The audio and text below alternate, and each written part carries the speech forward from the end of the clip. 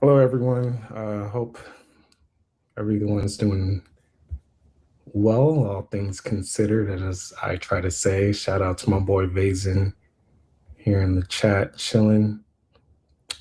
We have an important stream today, going over assisted means of exiting. We have Against Life coming in soon. My boy Mark here. How you doing, Mark? Pretty good. How about you? I'm good, man. Good, good. Yeah, man. Aries season kind of beginning. Springtime and getting some sun, trying to, because we're animals, right now. So trying to, whatchamacall, not get too sedentary with life. I hear you. Yeah. Against Life, how are you doing today? I'm doing all right. Can you guys hear me? Yeah, we hear you. Awesome. Awesome. So JC should be coming up. What was that about? Sorry. No? You're good. Are you good? Sorry, I'm good. It's all good. Is that like a pet? You got a pet in your home? No. Oh. Mm-mm. Okay. Oh, I'm eating crab legs, y'all. Oh, crab legs. That was nice. Oh, you're getting good right now. Okay. Mm-hmm. Good for you. Gotta eat good in this biological prison. Hell yeah. Right? Might as well Enjoy do something you like. Mm-hmm. Gotta feed this rotten meat soup. Yeah. Okay, you're into seafood. What is there a certain cuisine, Mark, that you enjoy eating? Oh, hell no. I am not a seafood guy myself. But I do like pasta dishes. I love pasta. I love potatoes. I like meat. Yeah, all that stuff. But for seafood, I'm not really a big fan of it.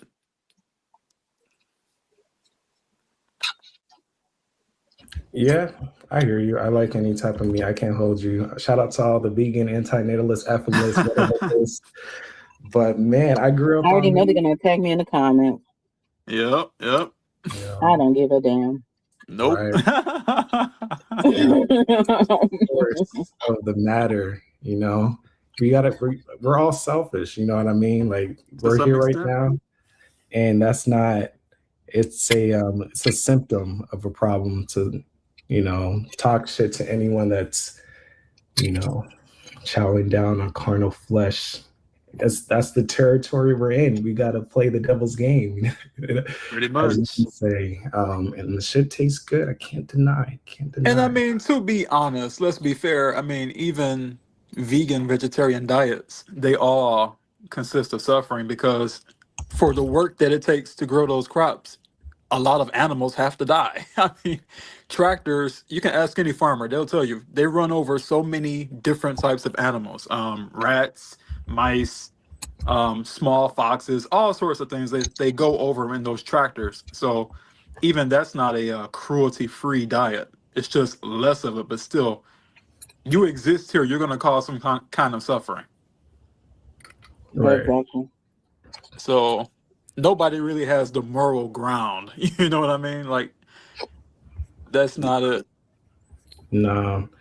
Well, JC should be coming soon. He don't have the link. Oh, I see you in the chat, my guy. Yeah. I mean, I'll drop it in the chat. Anyone else that comes, I won't, let them go to stage. So let me drop it here in the chat for you, my boy. Shout out to everyone here in the chat. My boy Alan forever. I can't see it, Joe. Hold on. Got dear poops.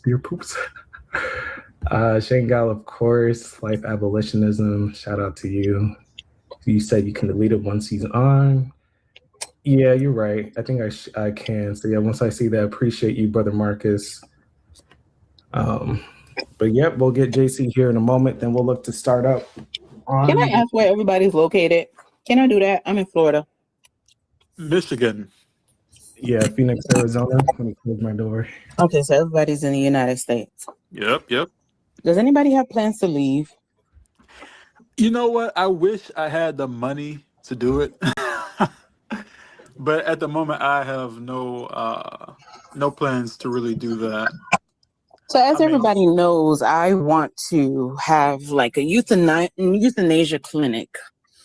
But some people aren't particularly ready to go at this moment. So what I would love to do is have a forum, some kind of forum where we share ideas on how we can make money online, business ideas, things of that nature, so that people who are stuck in a 9-to-5 wage slavery can try to work their way out of that. So I would like to work on that. Yeah, that's a great idea.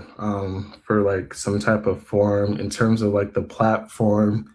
I mean, we already all have like a community here on YouTube, but you're saying, you know, something more connected because we have separate pages and everything, and or we can have a whole new page dedicated to this specifically. But you know, like you mentioned, for a forum, I'm thinking what platform. If you guys have any ideas on that.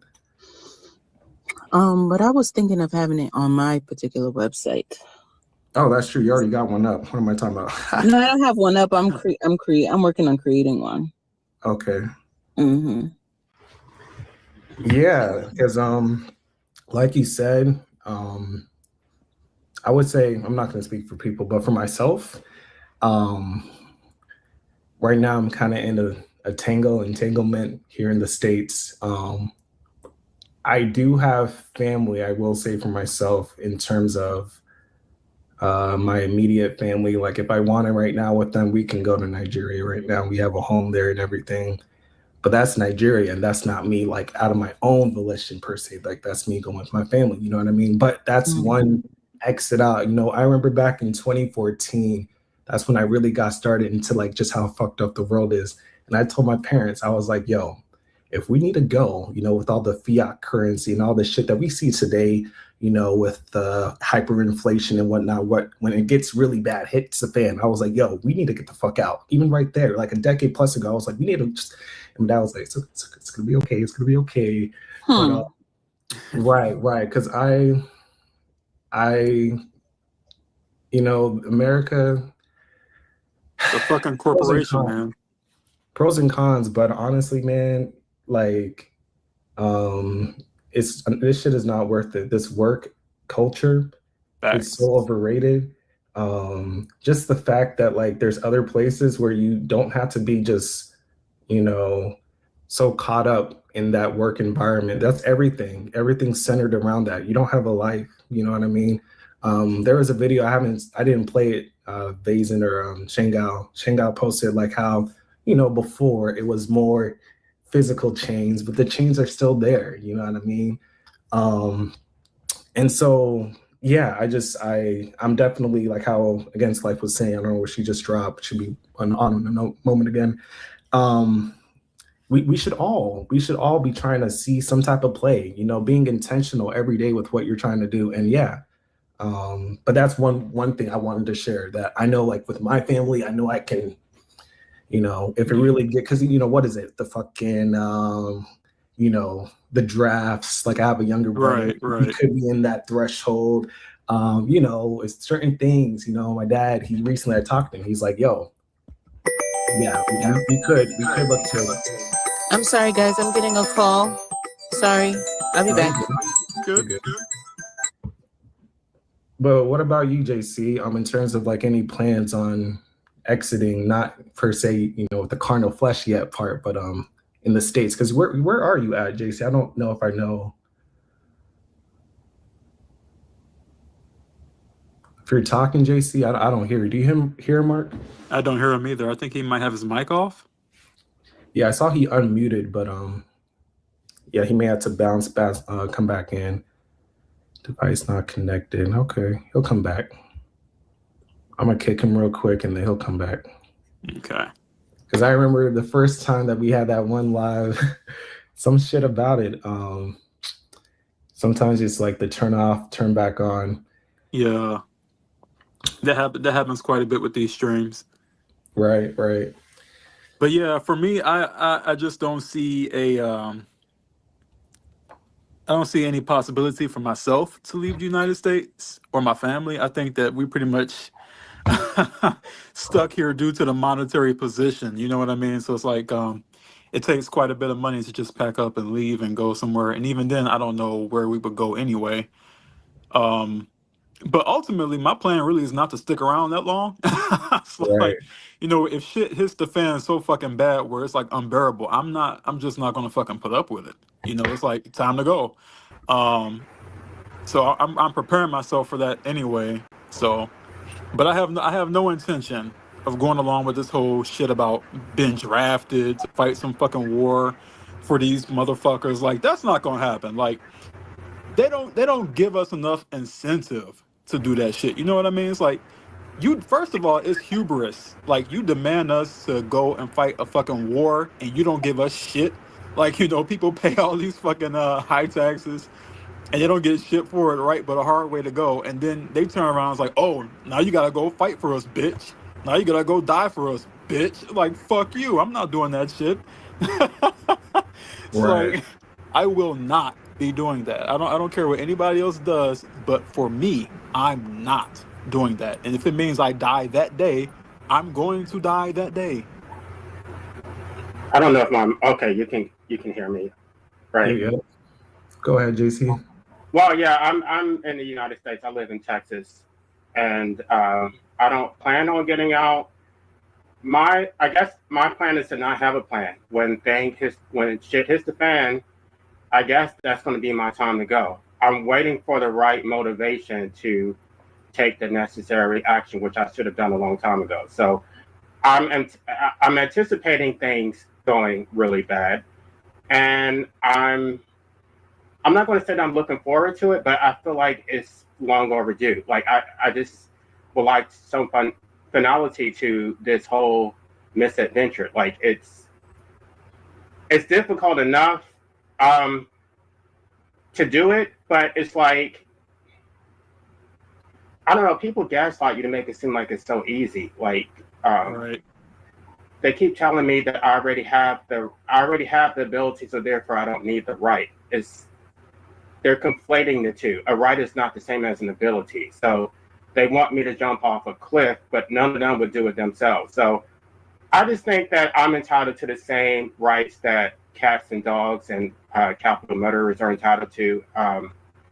If you don't want to be subjected to the system that you never chose in the first place, you should not be forced to exist within this this oppressive system involuntarily. So that's my position. As you all know, I wrote a whole book about it, but even after I'm just come to some realizations that I did not even consider. The fact that most people actually enjoy being enslaved. That was something that's like a glaring omission that I couldn't put myself in their shoes to think that anybody would be okay with this. And this is the reason why they procreate, by the way, because they don't care. They just think it's okay. They get to go shopping. They get to watch Netflix. If you're enslaved, so what? Suck it up. Everybody's enslaved. So you're no worse than the rest of us. It's a race to the bottom. Facts, absolute facts. Like it really is amazing that so many people are just okay with this shit. Like I've had so many conversations where I bring up all of these points that you just mentioned, like the wage slavery, just life slavery in general, where you're just forced every single day to do shit you don't want to do, or rather coerced strongly to do shit you don't want to do, and it's just by people who think there's nothing wrong with it. I mean, these people have no issue with the fact that they live to pay. Like, just let that sink in. Every day that you're alive, you have to pay for some shit. It's like that alone is like, what? Ridiculous. But they don't have a problem with it. It's so crazy. They like the shit, definitely. Right. I think that's the reason why I guess my book is resonating with people who are already woke, but for most people, it falls on deaf ears because my argument is if you're going to force us to exist and you're going to criminalize medical assistance, then you should pay for it. You should pay for the extraction. It benefits you. It does not benefit me. And they don't even understand the real, real life ramifications of that. Like You don't understand. There are people who are miserable, who hate this system, and they have to perform anyway. They have to put on a fake smile, go to work every day, and they're literally miserable every day, and it does not serve their interests. It serves everybody else's interests. Why should they not be compensated for that? Exactly. Exactly. And that's why I appreciate, men like Dr. Kevorkian, because really he was before his time, honestly. Um, but even just with the work that he did trying to bring euthanasia to the Supreme Court, and how much he got fought against by doing that. I mean, it was ridiculous. All the man was pretty much saying was you should have the right to terminate your own discomfort. Like if you have a life of discomfort and you are suffering 24/7, you should have the actual right to decide enough is enough, and I'm not going to do this shit anymore. But they fought him tooth and nail, and I really love what he said in one of his interviews, where he said, America mentally is still in the dark ages. And Hell yeah. it's very true, because these people have no sense of freedom. They have no desire to be free. They don't even know what that term means. And so when you or I speak and we have this attitude of we should have our own determination for our own lives, they got a problem with it. It's fucking crazy. I think we have to address that before we can even discuss decriminalizing it, because these people, man, they're so lost. I mean, it's not something that they even think about. They think about happiness. I was just on a panel just the other day, and they were talking about what if we could just make everybody happy, like basically force everybody to be happy. I don't know how that works. Are you going to have a drug-induced stupor? Like what? How does that work? But I'm like, I think that happiness is an opposite to freedom. Like to slavery, excuse me. You can't enslave me and then expect me to be happy. I can never be happy as a slave. So unless you're going to liberate me, then we can't have any conversation about happiness. And they act like happiness is a virtue. It is not a virtue. Even Aristotle talked about eudaimonia. Eudaimonia is not happiness. It's about living a good life. It's about living according to virtue. Like your highest purpose is to achieve your virtues. And if slavery is not a virtue, I just don't respect people who are happy slaves and then they enslave their children. That's the most deplorable thing you can possibly do. So true. Right, and that's why I just think this is huge, because if we can look to further put this into manifestation, because there's certain areas already per se around the world or whatever, but it's pretty limited, as we know.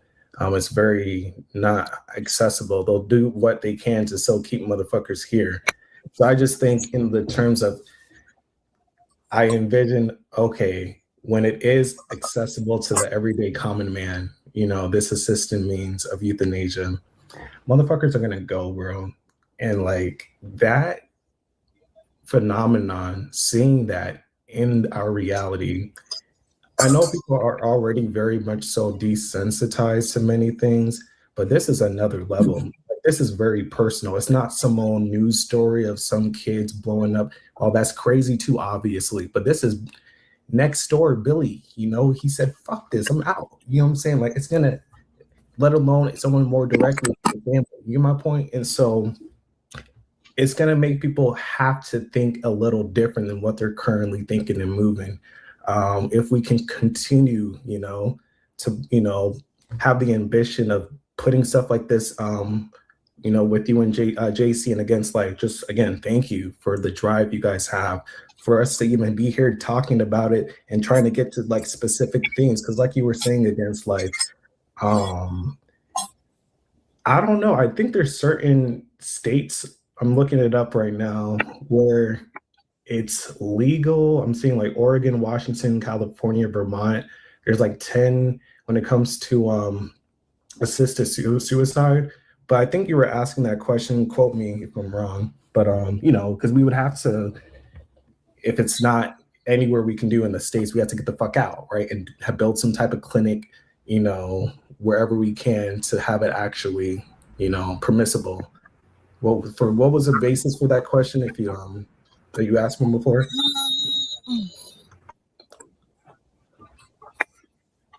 Are you talking against life? Oh no, I'm sorry. I was bending down. I'm an old lady. These knees don't work. Mm.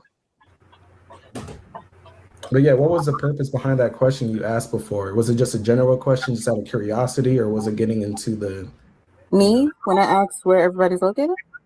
no, if we plan on like, leaving out the States? Just because I've been hearing that a lot of people are leaving the United States. I was just wondering, if anybody else was having plans on doing so, because I definitely did. Mm. Yeah, because in terms of this, idea of making a clinic, have you thought about where it would be, for like the city or state, country? I have. I've thought of several different places: Brazil, Ecuador, Mexico. But I'm not too sure where as of yet. Um, Because I would say, there's a lot of different things at play when it what was comes that? to that. I think there are many different things that come into play, like with the law. I'm still studying the law around it.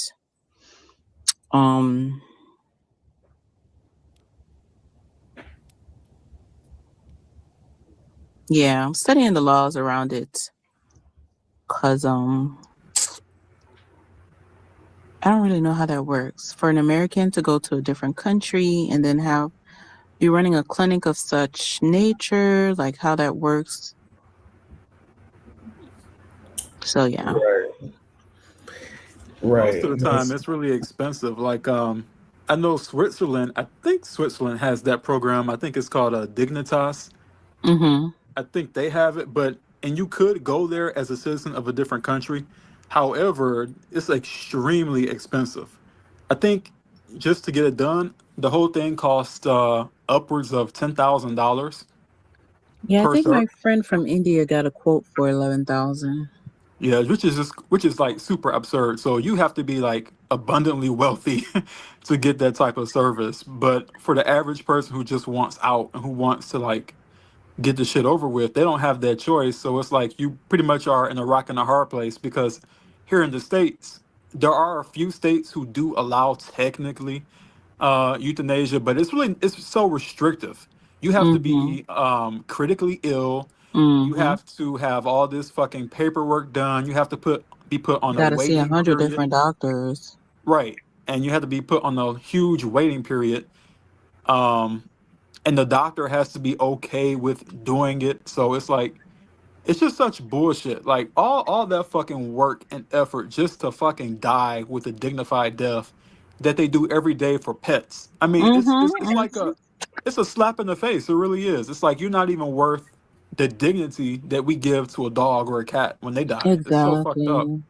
Right. My position is a little bit different. I'm not trying to legalize medical assistance. I'm trying to decriminalize it.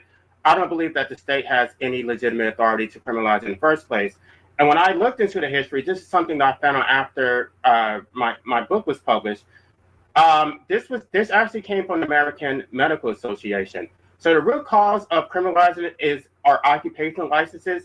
So the state gave the American Medical Association a monopoly over the practice of law.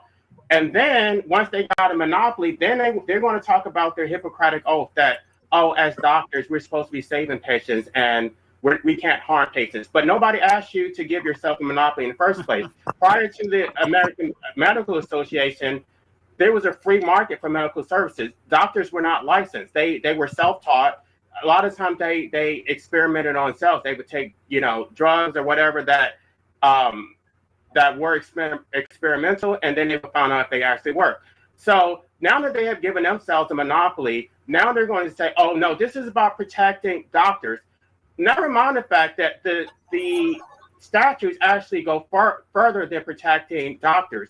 It says that nobody can assist you in any way, shape, or form. You can't encourage someone. You can't give them any advice about methods. You can't discuss anything. So There was a butcher. Sorry to cut you off. I don't know if you guys heard this. There was a butcher selling a type of salt. Hey, Against Life. Yeah. The audio kind of okay. I don't get to maybe speak a little closer to like it was just a bit different right there, but you can Can you hear me? yeah, it's better. I don't know if you guys heard there was a butcher selling a type of salt. I forgot the name of the salt. He was selling it to children who wanted to, self-delete, and now he's in a whole battle. And of course, have you heard about that? I have not heard about that. That's a new one for me. You said it was a what profession was this person? You said he was a who? I think you said a A butcher. butcher. Yeah, butcher. There's a type of salt that you can take, and it'll take you out. I forgot the name of it. Oh my god, I forgot the name of it. It's a salt they use on the meat to keep it from going raw, to keep it from rotting. And he was selling it to people who were looking to self-exit, and now he's in a whole battle. Wow. It happened in Canada. Well, the last point I wanted to make about the American Medical Association is that, first of all, the doctors themselves never supported criminalizing. It was the association itself. And inner life care is highly profitable. So if you're terminally ill and you're in some hospital bed, they're making so much money. Mhm. So they don't want you to be able to pull the plug. They want Yep. to prolong your life and prolong your suffering because Yep. it benefits them. Yeah, Facts. sodium nitrate is what I'm seeing. Shout out Distant Horizons. Sodium nitrate. Thank you. That's it. Yeah, that's the first thing that they claim too. Is like, oh well, you don't have to do that. We have hospice. It's like that's an entirely different thing. Hospice is there just drugging you up and charging you every second of the way. And it's like you're not getting comfort. You're getting drugged up and milked for all the money the insurance companies are going to pay out for that. Um, and I think a lot of these people haven't had the opportunity to watch a loved one die and have to be there to watch Mhm. that shit go down. Like they haven't Yeah. had the ability to actually see how this shit happens, because if they did, they would understand why euthanasia should be uh illegal. It has no business being illegal. I mean, the fact that something like that is illegal is fucking stupid. But anyway, they should have to sit there and watch that whole process happen. I'm sorry, but they should. They should watch somebody writhe around in agony, begging to die Yep. until they get it in their fucking stupid heads that there is no point to this being illegal. It's like somebody's asking for the pain to stop. And at some point, by the way, those morphine pills don't even work up to a point where the pain is so bad, all you do is scream. It's like, fuck that. I mean, this shit should be so basic. 1+1 is 2. And this whole thing about them doing no harm, they do harm every single That day. is fine. That is harm, exactly. They're doing harm every single day. Anytime somebody tells you, I don't want to do this procedure, and you say you have to, that's doing harm. Like, if somebody says, I don't want to go through with medication or being medicated, I just want to die, and they say no, that's doing harm. So it's like That's harm. doctors are hypocritical by default.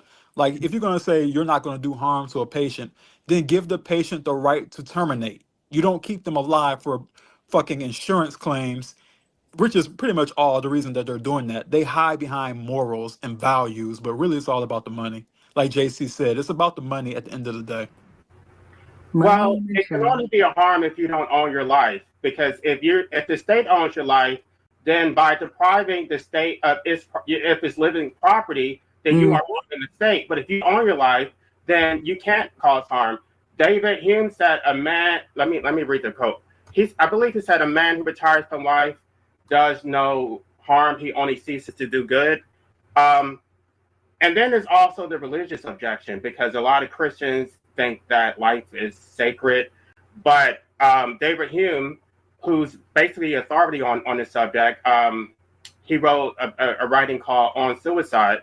And he basically took the position that suicide can't be an act against God, because the ability to terminate one's life came from God. God gave us that ability. So he rejected all of these natural rights proponents like John Locke, by the way. John Locke believed that we had a duty to continue to exist because we owe our lives to God. I don't know that motherfucker shit. That's fucking crazy. I didn't tell that bitch to create a damn thing. Right? It's like, Wasn't that the nigga that did that was one this up social for a contract? vote?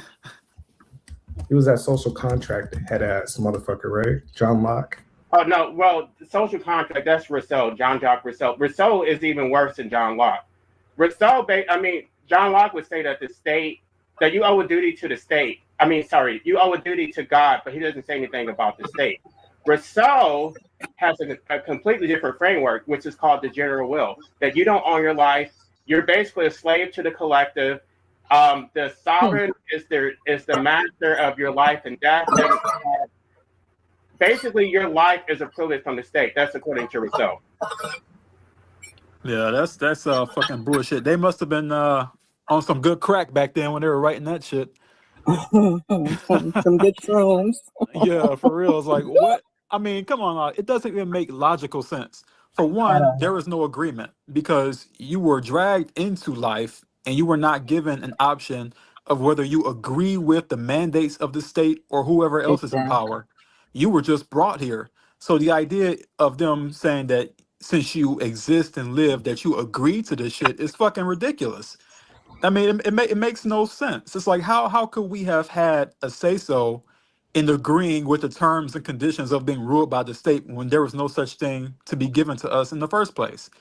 These mentally ill parasitic maggots will say that the sperm chased the egg and you won the race, so you did choose this. They've been saying it. Rousseau actually contradicts himself because he says that parents don't have legitimate authority to alienate their children's liberty, but at the same time, everything about the social contract is involuntary. You were born into it.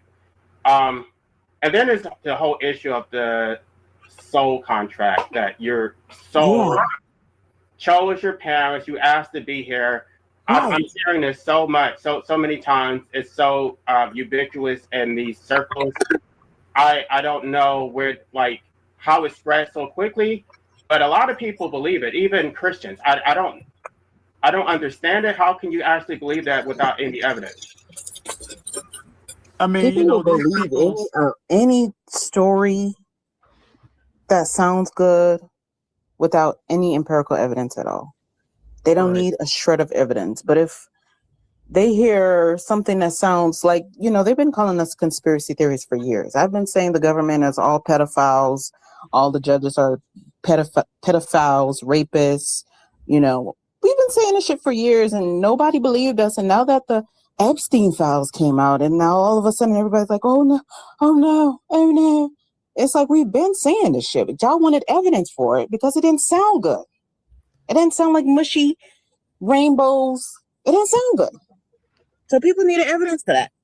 But people will believe that we chose our existence, we chose our parents, we chose this life, blah, blah, blah. People will believe that shit because it sounds all spiritual and beautiful and butterflies and rainbows.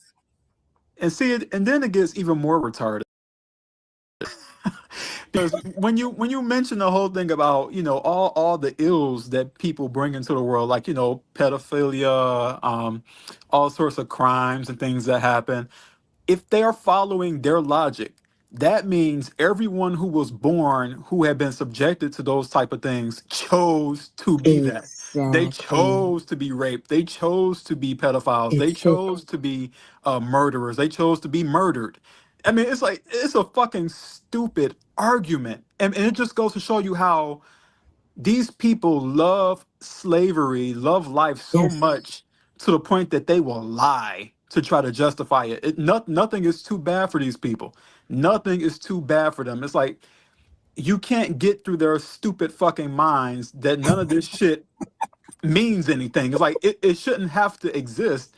And let alone to say that it's all good is just a denial of reality. Like, you have to be so brain damaged to believe that life is beneficial for everybody in it. It's just not true. there's no evidence for that. And to say that somebody chose to be this and do all these things, it's just mental gymnastics on steroids. It makes no logical sense. Well, I don't. they want to pathologize anybody who does not enjoy their existence. They Mhm. say that you're crazy. They want to dismiss your arguments, but I would say that they're the ones who are crazy. How can anybody be okay with this oppressive system? And this is the contradiction, because these people are so pro-life. I would say they complain, if not as much as anti-natalists, more so. They complain about everything. They oh, the food is not safe for my children. Mhm. The chemtrails. They want to complain about the Epstein files. They want to complain about veganism, about how animals are being exploited. They don't want to address the root cause. The root cause is that humans were enslaved in the first place. So they want to address the violence on the back end, which is the violence to animals, but they don't give a shit about the violence on the front end, which is the imposition of human life. Exactly. The whole thing is exploitation from day one. But Everything. because they're fundamentally violent themselves, they want to force you to exist because you're so beneficial to them, and they want to extract you. They want to extract from you for their cause. Live for me, serve my cause. I Mhm. get to feel good. You get to be a slave, but so what? Don't focus on your own enslavement. Focus on these damn animals. And then the funniest thing is when they have a reaction to people who lash out against that and react violently against that shit. Like, I mean, it amazes me how they think everybody who's brought into existence is just gonna go along with that shit and be okay with it and be like totally fine with that. And then they act crazy when somebody, has a violent reaction or does something against the system. Like, what did you think was going to happen?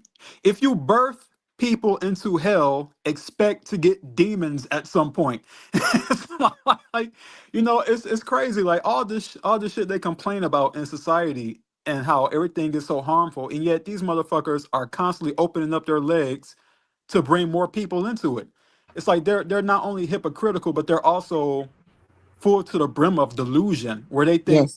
that they're innocent from the harms that they complain about. Like, these people are creating all the people that they hate, all the pedophiles, all the rapists, all the corruption, all the politicians. You people are creating that shit. Every time you open your legs to have a fucking crotch goblin, that's what you're bringing into the world. So it's And like, it's so insane.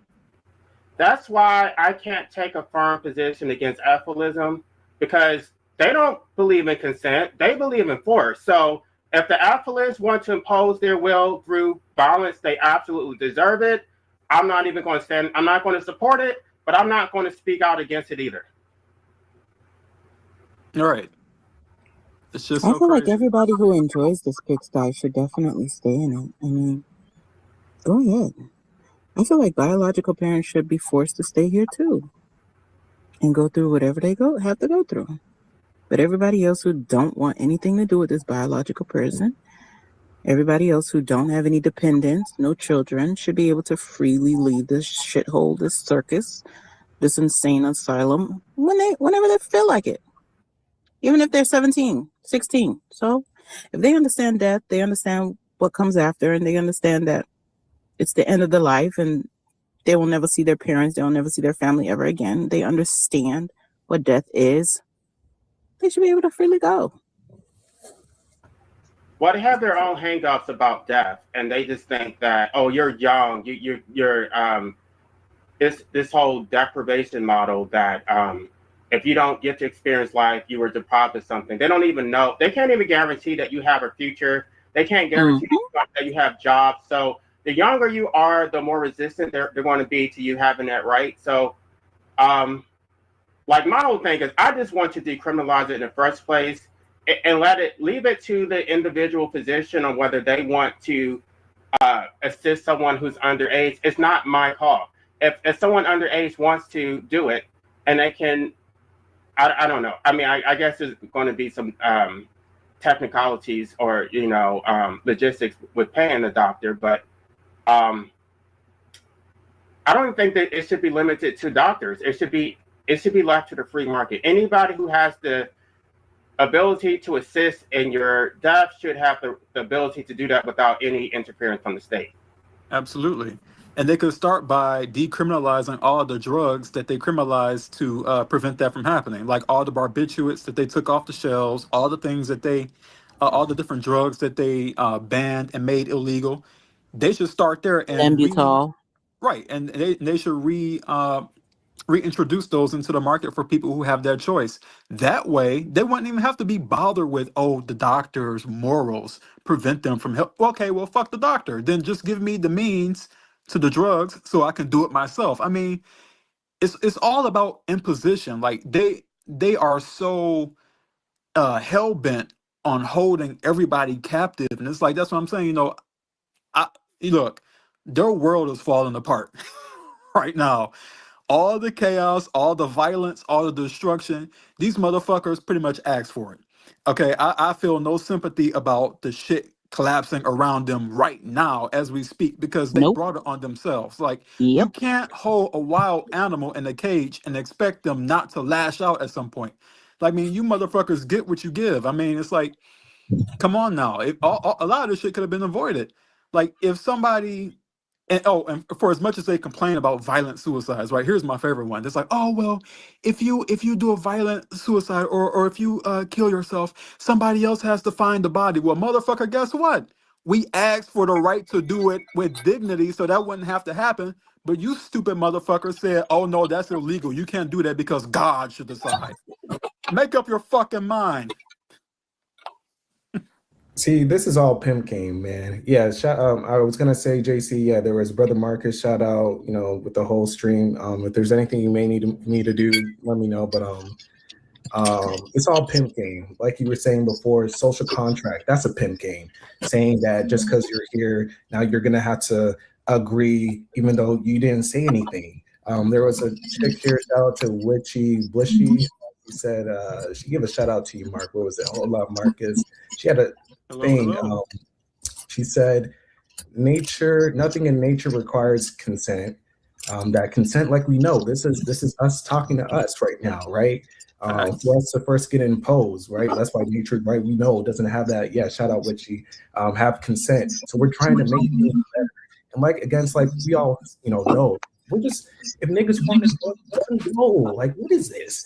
So when they say this Hippocratic oath, it's funny, hypocritical, like, oh, do no harm. This is harm right now. What are we talking about, bro? This is harm right now. So whatever little harm that we might get before we exit is minuscule to the exponential harm that we would have when we continue so if we were able to talk to some of these motherfuckers, they have nothing to say. There's no justification. There's no it blows me. And so I just hope that one day this can continue to progress. Because yeah, like you said, JC, we're all the same thing. I know Brother Marcus, we're all just trying to have it decriminalized. It's more work to have them try to make access and make it more, government clinics or that's more government shit. That's going to take time. Yeah, just don't do anything. They're doing too much right now, with holding things back, restricting, different means. And so we're just trying to, like how you mentioned, JC, just leave us the fuck alone. It's all this energy. This whole anti-natalist talk was that from the get-go. Leave us the fuck alone. Now we're here. Fucking, you see us when we fucking come here. Wham, like you're fucking mad at the world already. Isn't that a sign? Oh, God, right. No, let that be a sign. We're the proximate gods right now. Fuck anything else. I'm here because I'm trying to get some motherfuckers, to not be here anymore. We're just the entropic force. Every single one of us, anyone on the fucking call. So when they try to do that pimp game of, oh, you asked to be, yeah, and I'm here right now saying this shit needs to go. So, facts. And to address the social contract, I've already addressed this several times. Under the social contract, there's a duality where you're both the sovereign and a citizen. So you are a fractional master based on how many people exist under your society, but you are a full slave. So the notion that consent is not required, it invalidates the entire social contract. They're saying that it is voluntary, that you chose this. And so if there is no consent, then democracy is illegitimate. So and the laws criminalizing medical assistance are illegitimate. Everything about this whole system is illegitimate. You can't argue that we live in a nonviolent, like civilized society that's so much better than primitive cultures when your entire system is predicated on violence. Facts, exactly. And like Witchy said in the comments, and she made a great point.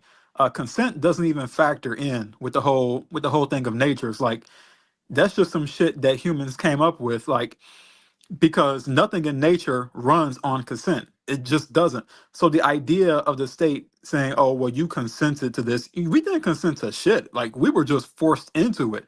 So therefore, we should have the right to determine for ourselves that we don't agree with this imposition, and therefore we're going to take our action um, to get out of it. I mean, it's a simple equation of 1 + 1 is 2, and they don't want to acknowledge that. It's like, what the fuck? But here's the thing: it's going to happen anyway. Like, people are going to die anyway. So it's like, what's the fucking hang up? It's like, you're not going to live forever. And as much as they would like to, that's just not how things work. So you're just sustaining people just to use them. Again, it's all about exploitation. Moreover, the purpose of the social contract is to protect us from the state of nature. It's supposed to be an advancement. It's not supposed to enslave us. It's supposed to liberate us. So to say that because there is no consent in the state of nature, that therefore there should be no consent under the state of society is incorrect. The state of society is supposed to be consensual. If not, if it's going to be based on force, then we may as well go back to the state of nature. We may as well dismantle the state. Mhm. Which would be logically sound, because it checks out. Um, because everything that is done through the state is by force. So if they tell you, oh, you have to pay this amount for whatever utility, and you decide not to do it, guess what? They're going to force that outcome of you not having that utility, or they're going to force you to you know, obey their rule or face their consequences. So the whole structure of society is force. Like, I don't care what anybody says against that, it's true. Like, if an officer tells you do X, Y, and Z, you say no, they're going to use force to try to get you to do it. So again, even society hasn't reached a point of being consensual because force and consequence are still part of the structure. Therefore, it's not even consensual anyway. It's like it's just all forced. But the difference is these people have given themselves the right to use force, and they're restricting other people from using force to resist them. That's just all. That's just the difference. Yes, Brother Marcus is correct. I would support decriminalizing it entirely. It would be based purely on private contracts where each provider would set their own conditions. I mean, I set my recommendations on how it should go. I don't believe anyone who has children who has not fulfilled the moral debt for life enslavement should be eligible for medical assistance in dying. But my framework does not involve the state at all. I want to get the state out the way so that we can be free to make these decisions for ourselves. Exactly. That's all it is. Because right now, in terms of, with Against Life and looking to find a means to do something already, that's why it would be a battle if we were to do anything like this in the States. That's why, yeah, in the terms of exiting, most of us, I'm sure, are here in the States. It would have to be, and I was thinking if we were to do that, promote and build that anywhere that's the most proximate, right? The easiest, closest place, so that it's just easier to then go to the place, the clinic, come down the line. So that's why I wanted to mention it eventually that most of us are likely here, in America. And so in terms of if we were to be a clinic, you mentioned Brazil, somewhere maybe South America, or there's a lot in Europe, whatever's, the closest place to America so that the, travel isn't that hard. I think it would actually be ideal for us to just have the L pill, to just be able to take Yeah. this pill in the privacy of our own home, not have to leave, not have to go through a waiting period. I mean, they already have it in certain countries, but Because it's criminalized, no doctor can prescribe it. It's just so crazy. Yeah, that would be definitely the most accessible for sure, for sure. Whatever the fuck gets the job done for sure, and that would, yeah, for sure. And yeah, that's, I mean, that's all it is. Like you said, JC, we're just trying to get these niggas off our backs. Like we come here, you know, through all these different impositions, and it just keeps on going. It's just a battle of will, and so these points need to somehow get further across because this is our will right now. You know what I mean? Trying to promote this other side of the conversation that's not being recognized because it's obvious as fuck. If there was a way, you know, not just anyone here, but the whole world right now is sitting, and then we have whoever on the other side. They can pick one, and we just go point by point. There's nothing they can say. You know what I'm saying? And so it's like we don't come here through consent, and now they're not even like appreciating these points that we're trying to. And so I'm baffled. I'm not surprised or anything. You know, this is what it is. But we just got to continue pushing. Go ahead, JC. Well, once you deconstruct their arguments and their like obfuscations, they basically admit that the entire system is based on force. Right. They will admit that you didn't choose to come here, you didn't choose to participate in democracy. They will admit that these laws are based on force, that you did not consent to them. They still, after that, after you run them into a brick wall, then they're going to make an appeal to necessity. They're going to say, well, this is just the way it has to be. There's no other way that things can function in society. And all of that is just a power play. I mean, all of it is about power play. That's essentially all it is. You have no power, but we have the power to determine for you what you can and can't do until a person decides that they don't have that power and that person enacts their own will to go against their imposed power. I mean, it's a two-way street. It can go either way. I mean, you know, you can try to force somebody to be a slave, but if that person decides, I'm not going to go along with that and force their will against you trying to enslave them, it's tit for tat. I mean, you ask for it. You get what you give. Right. I was told that I'm not compassionate. I should feel sorry for these people, these very people who support my enslavement. Why should I feel sorry for them? Even if I'm not going to actively do anything to them, when things naturally occur to them, when the U.S. dollar collapses and they suffer, I mean, of course, I'm going to suffer too, but I'm still going to enjoy watching them suffer because they absolutely deserve it. Absolutely. And that's why I'm kind of shying away from the word antinatalism because it's against suffering. I actually believe some people deserve to suffer. Facts. These forced birthers, these forced lifers, these people who want to force everybody to live the way they think they should live, and these motherfuckers deserve to suffer. Yep. So I don't even call myself an antinatalist anymore just based on that. Absolutely facts. And that's exactly why I don't either. I came up with my own terminology. I'm calling myself a life abolitionist, which is a synthesis of antinatalism, pro-mortalism, anarchy, and socialism. I love it.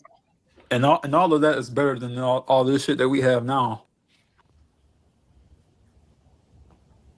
Right. Because like, who the fuck created these terms? You know, not us. We use it from before because it got the job done. But you know, just as things continue on, shit gets bastardized and just watered down, and it's not fitting with the vibe. And yeah, having your own creative ability with that makes you be able to make sure certain things are said, you know, and honed in on. Yeah, man, I feel you, JC, because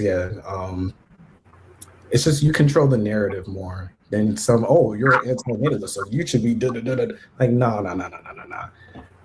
But yeah, I feel like this topic, assisted means of euthanasia, exiting, is of an easier understanding for any opposing viewpoint. You know, kind of like, again, I just use anti-natalism for the reference point, but not promoting birth, I'm not even saying in terms of agreeing. People like don't even like understand us with why we don't want to promote birth. But surely while we're here and going through all these fucking forms of harm, and we're just like Mark mentioned, we're already gonna go. We're just trying to get this shit a bit quicker. You know, that's all it is. And not understanding that, you know, like if you do what you want for you, right? Like how they say us, do what you want, but I'm gonna continue to procreate, live your life, whatever.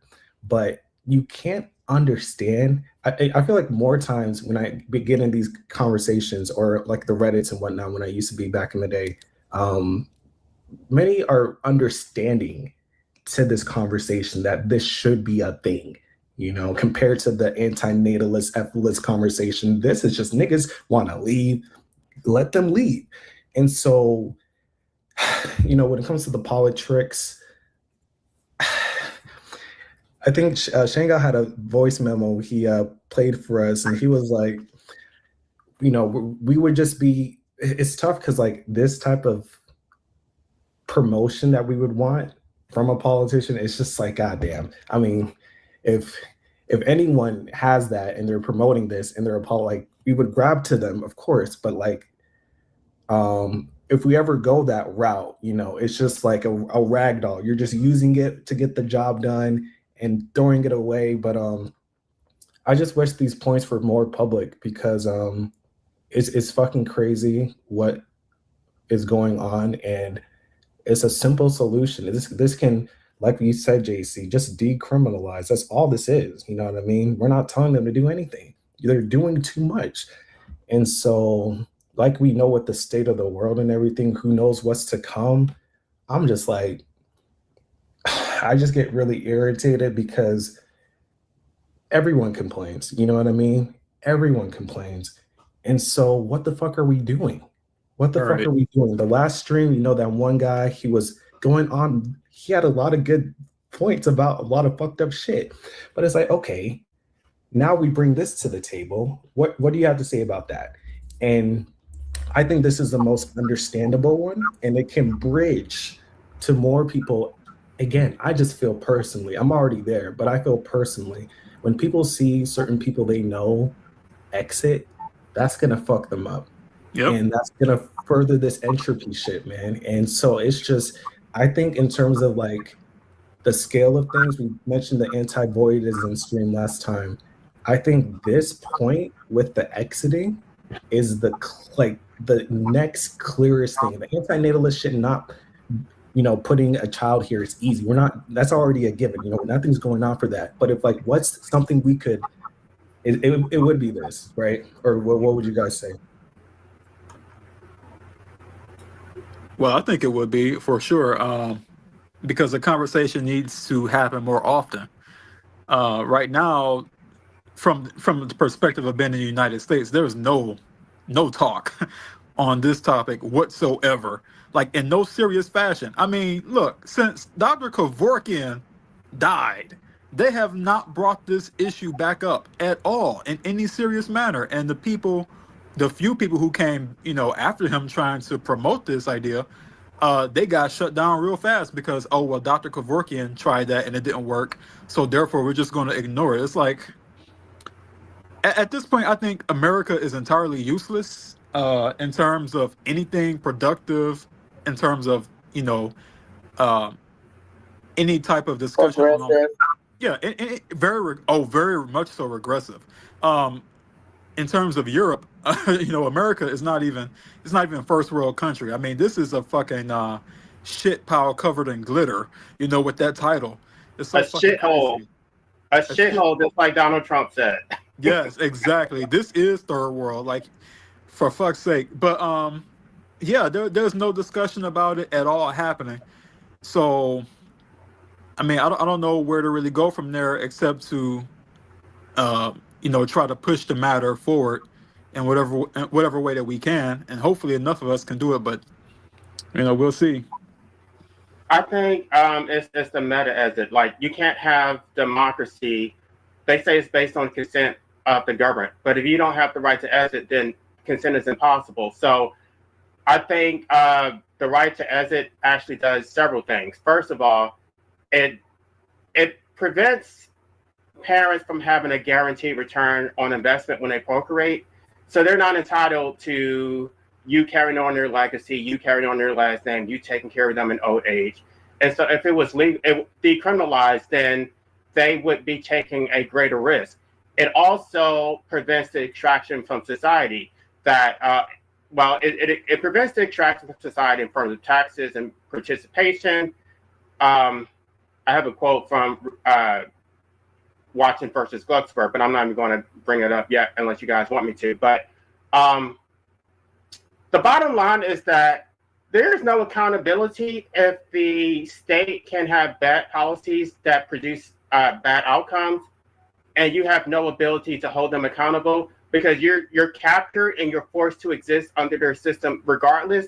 You're not. They can say, well, you can go to another country. No, I think we have a global economy. It's just, you're just shuffling shit around. Why would I want to go to another country Right. to be a slave to another country? I don't want to be a slave to any country. Right. So if there was a right to opt out, they would look at the numbers. We already have declining birth rates, which is already a serious concern. They need more slaves. They need more people to procreate. And then if you couple that with the right to exit, man, it's game over. They're not going to have the leverage that they have. You can't force me to exist under your oppressive policies. So then you're going to actually have to change your policies because so many people are going to be opting out. Now you're going to, excuse me.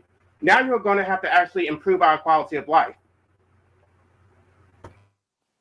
Right. And that's something that they just adamantly refuse to do. I mean, the United States, this place is governed by greedy, rich, wealthy, psychopathic motherfuckers who want to make life as impossible as can be, and they just demand compliance about it. It's like they have no intent on making any of this better, which is why I say just fuck them in general.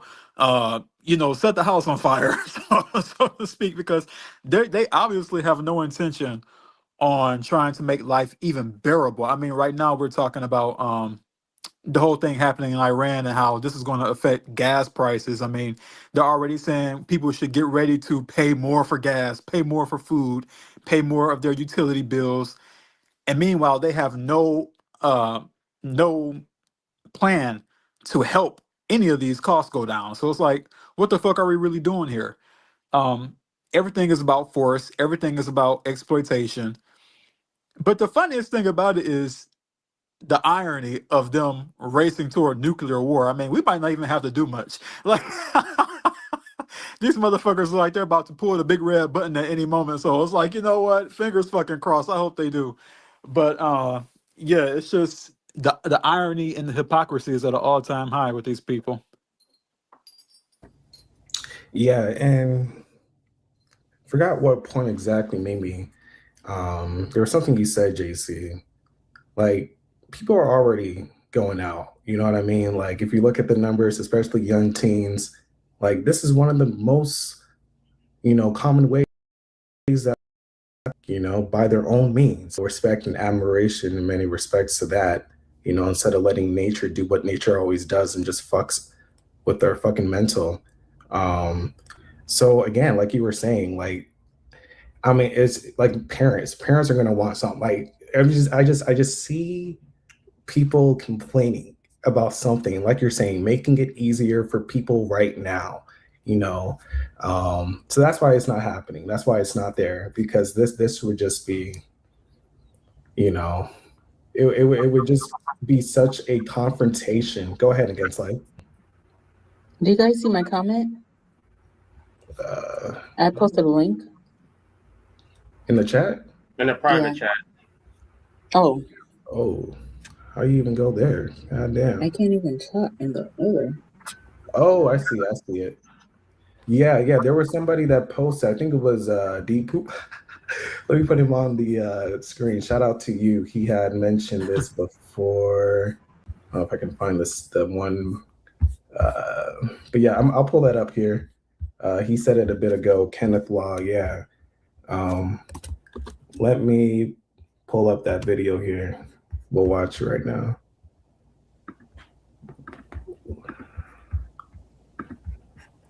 All right.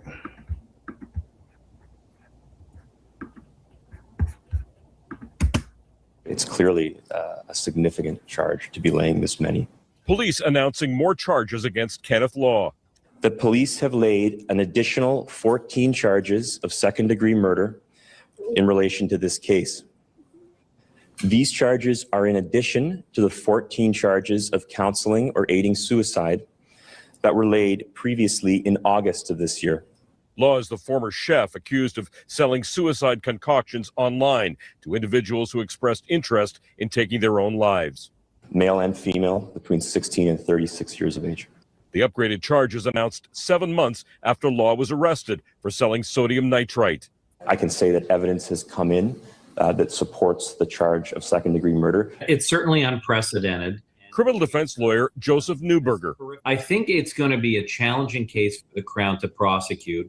A case Newberger says will depend on what Law said in communications with his customers. So if they have these communications and it's clear that Mr. Law was communicating and trying to influence or convince people who were maybe thinking about it, that may be compelling evidence to establish he knew that by shipping this chemical to them, they would use it and therefore die. Law rented a room in this Mississauga home until he was arrested. It's alleged he shipped more than 1,200 packages from here all around the world. Police say at least 160 of those were in Canada. Some were mailed to Britain. It's an appalling situation. David Parfitt says his son Tom was one of Law's customers. The new charges don't change how he feels. From pretty much the day I lost my son and realized that Kenneth Law was behind it, I've seen him as murdering my son.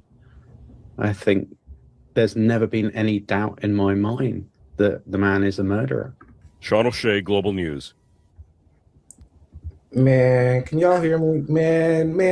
Who the fuck is this guy? Bullshit. Who the fuck? How do I put y'all niggas back on? What the fuck is this? Jesus Louise.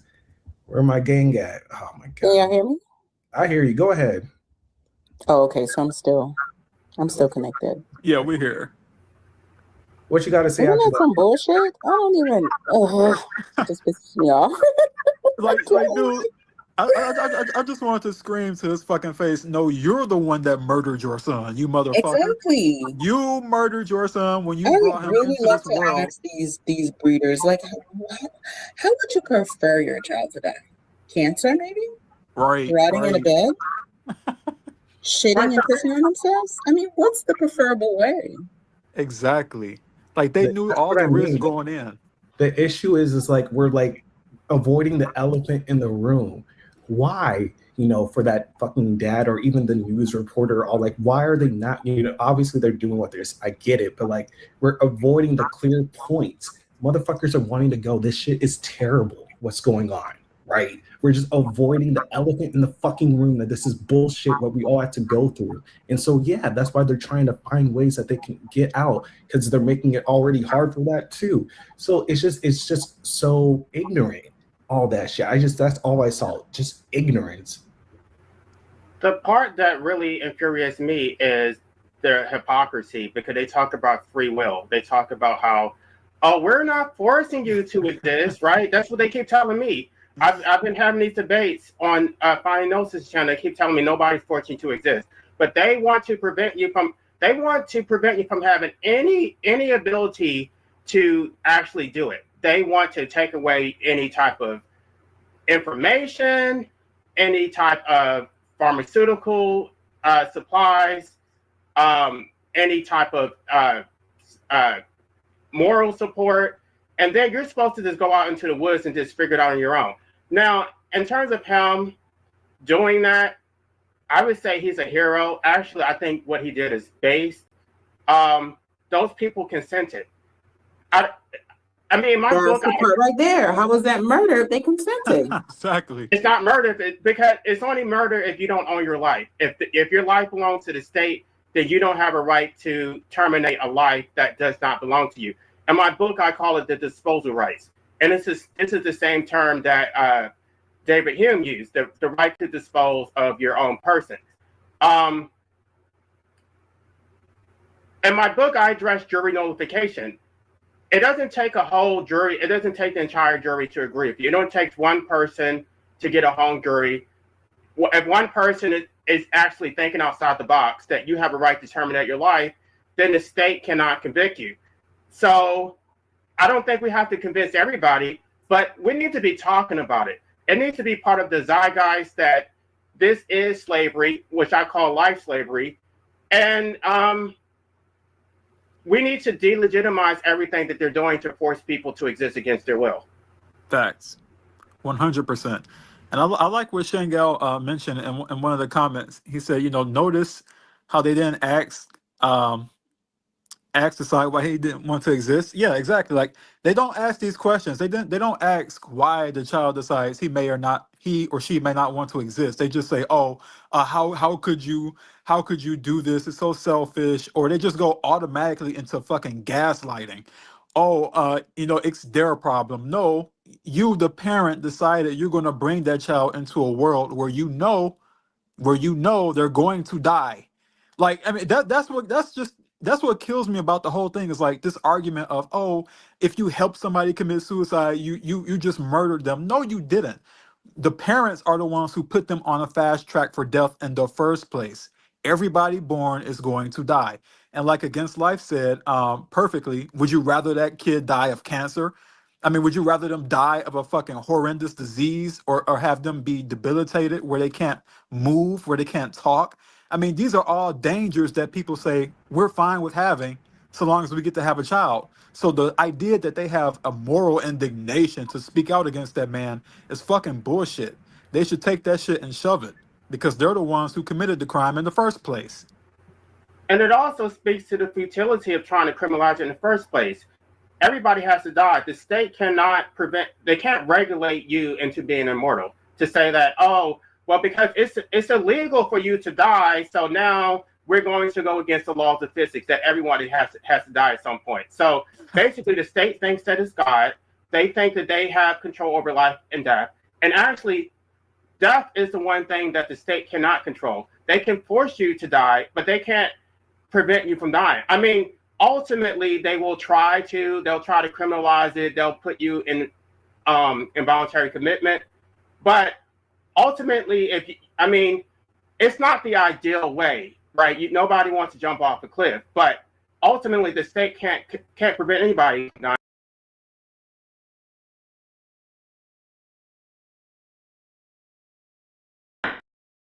We'll try. I'm like about it, but they've tried building nets around bridges to keep people from jumping. I mean, they're going out of their way. They're even creating these cars now where it cannot emit any carbon monoxide. These new battery operated cars, they will not emit any carbon monoxide. So you can sit inside all day. You can sit inside one of these cars and it will not slowly off you. This is what they're trying to do. They're trying to get rid of every single method. But there's still methods available out there.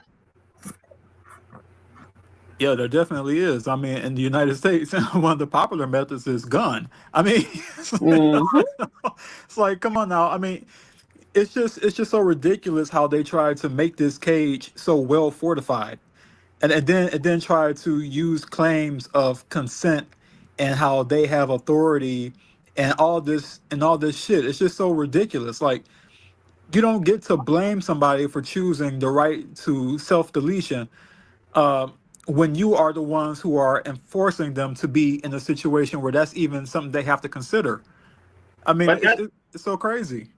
But that whole thing was selfish as hell. He already knew that his son was going to have to die at some point. They don't care. They just want the child to die after they die. They don't want to have to witness it.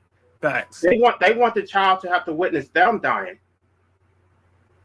JC, you killed it, my guy. Like, yeah, yes, because I think there was a mentioning of hospice earlier, and yes, when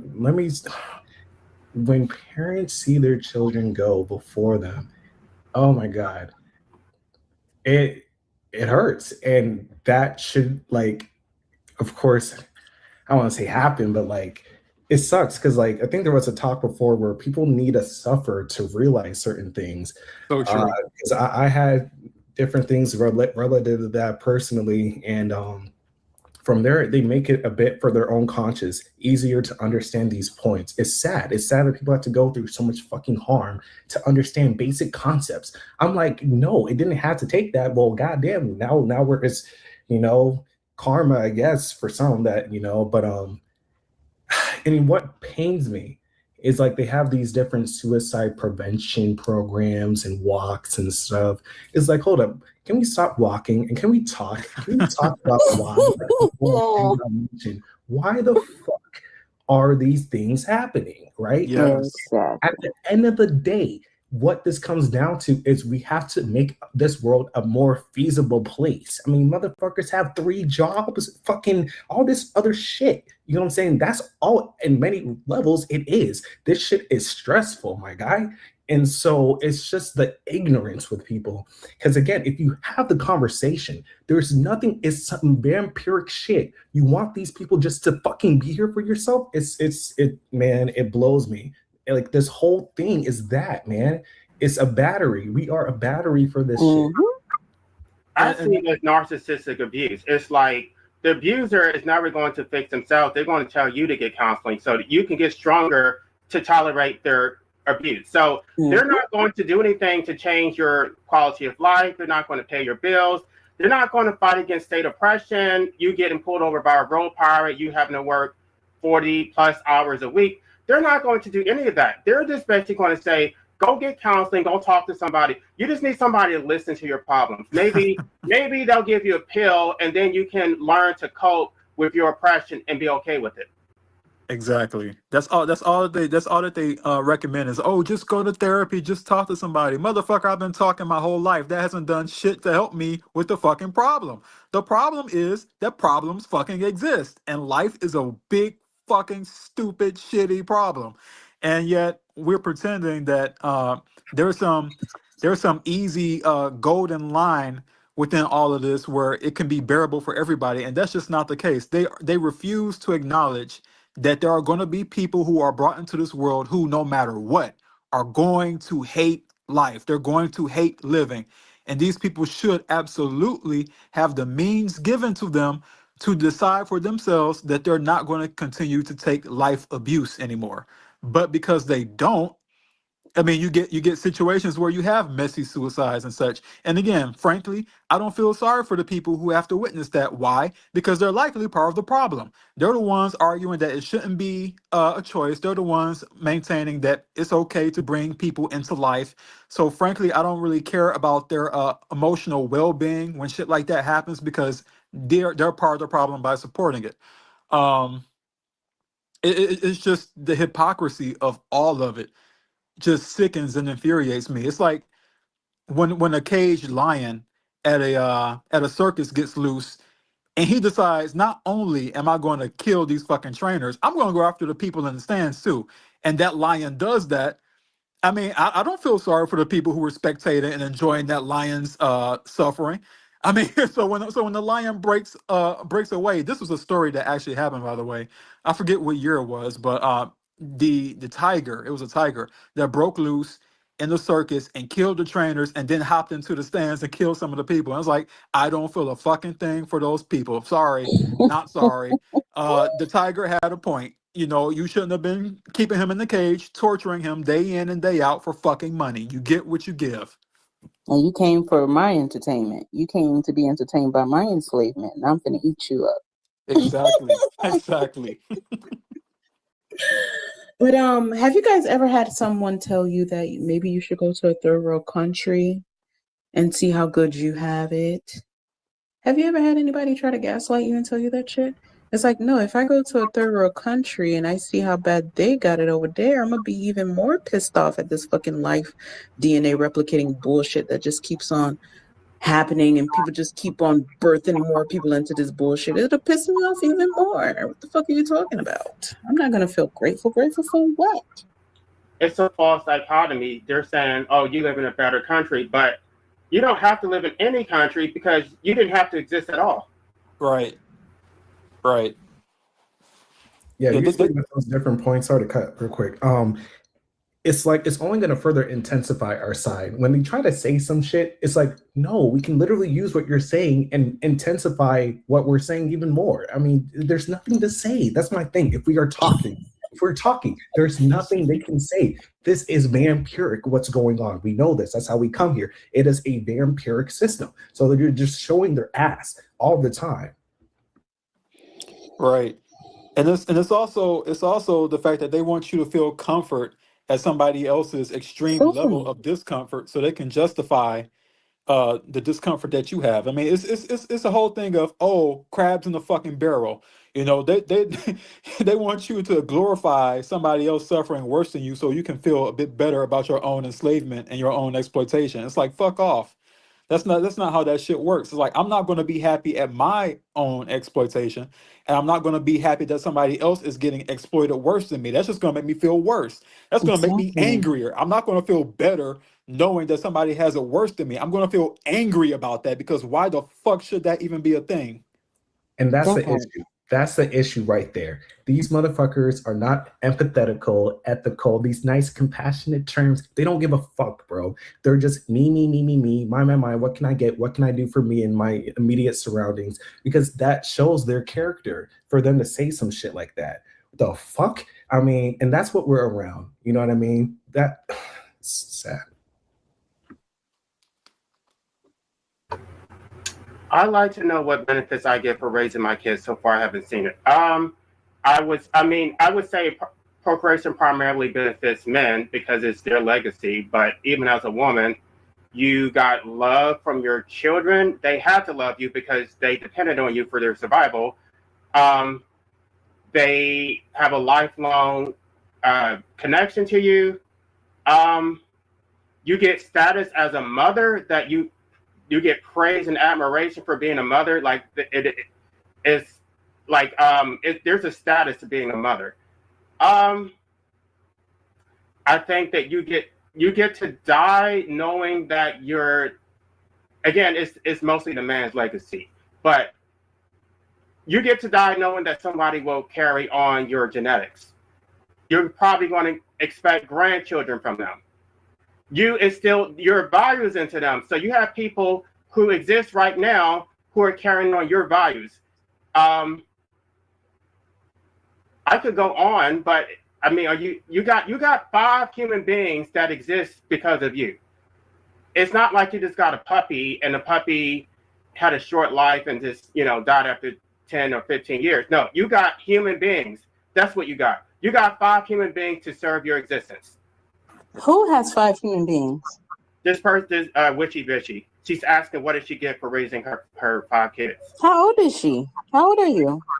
I know her just because we on Finding Gnosis' channel and my channel. I like her. She actually read my book. I just we just don't agree when it comes to anti-naism. She thinks that life is, I don't know. Like, she thinks that life just happens, and I don't want to speak for her. But I just wanted to answer her question that she got a lot out of having 5 children. Yeah, it's just interesting because she mentioned, but shout out Witchy. I mentioned it before. Shout out for also renting JC's book. But she said at the end, so far I haven't seen it. Hence benefits. I have not seen any benefits. This is what benefits were you expecting? My thing, like people need to take this game. I have a lot of questions because, like, we know with putting people here, they're gonna die, right? So, in your great comment here, Witchy, you're talking about benefits. What will I reap?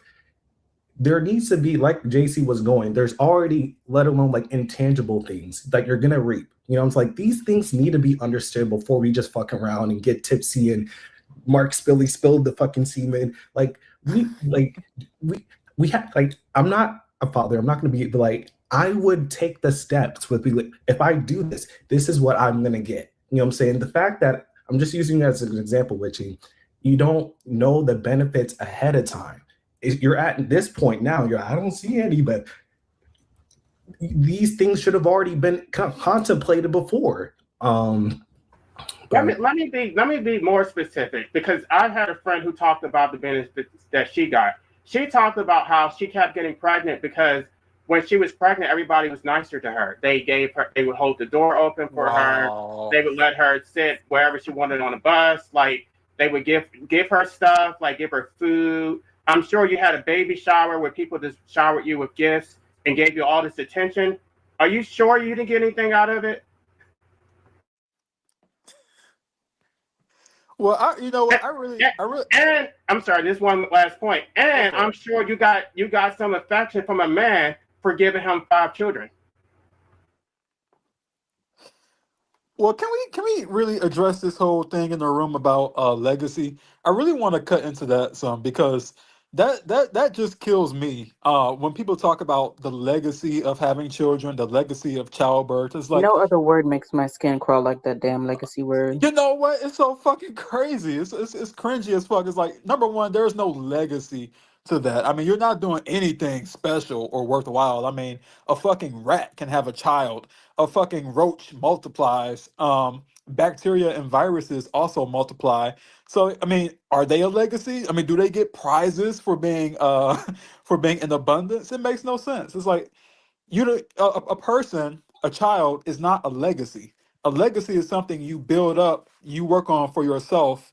Like artists, they create art, music, writing, poetry, and you leave those things to be enjoyed by other people. That's a legacy. But a child is just a biological program that you that you It's always the obey. most brokest, dumbest, bummest motherfuckers always running their mouths about legacy. I mean, are you serious? You have nothing.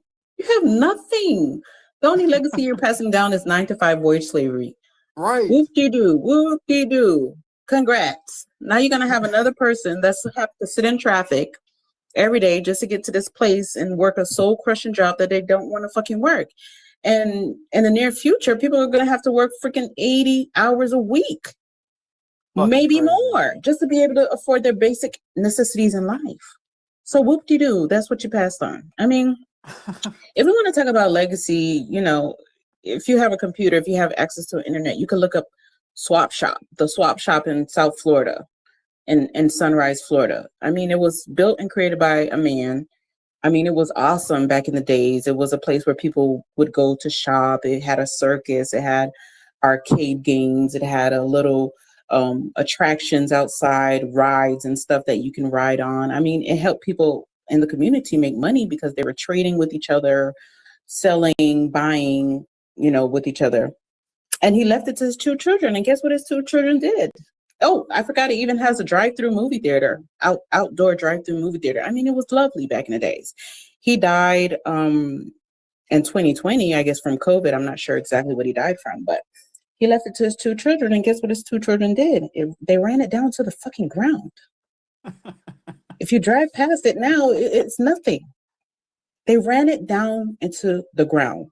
So for people to believe that they're leaving the legacy, I mean, we can look at Michael Jordan. One of his children are a junkie selling drugs, y'all see a Magic but Johnson. he's still an amazing basketball player. It doesn't take anything away from him. But for people to believe that their child is their legacy, I mean, you have no idea what your child is going to come into the world and do. Exactly. And that's another thing that they don't mention. Like they always tell their kids, you can be anything you want to be, or you can succeed at all these things. But what they don't tell them also is you could also be some pretty fucked up shit. I mean, you could come here and have some shit happen to you in life that fucks you up so bad you turn into a fucking serial killer. You turn into some kind of heinous rapist or something like that. I mean, you just all this shit in life that they try to promote as being so wonderful and grand has that element to it where it can go fucking wrong real Far left. fucking quick. And I'm sorry, I left one thing out when I was giving her list of things that she extracted from her children. She got meaning, right? Because everybody knows that life serves no purpose. But when you have children, you get to say, oh, I live for my children, right? They talk about how it's so rewarding, and the whole thing is, oh, I'm working for my children. I'm saving up to give my children better lives. If if procreation did not serve your interest, you wouldn't have done it.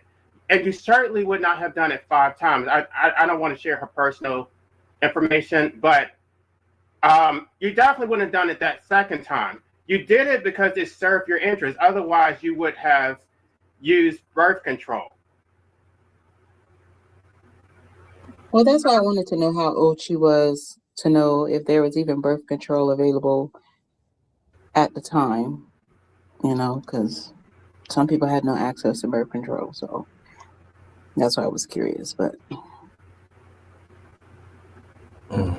it is what it is. The kids are already here. So I just also feel like if you have children, you shouldn't burden them about how they should or shouldn't live. I think that once you have a child and bring that child into the world, you really have no say so in terms of moral superiority about how that child determines to live their own life, and the decisions that they make if they go away from the things that you teach them. For example, I was raised to be a good Christian. I was raised to be this guy who was a good Christian and all this shit, do the whole 9 to 5, do the whole societal thing.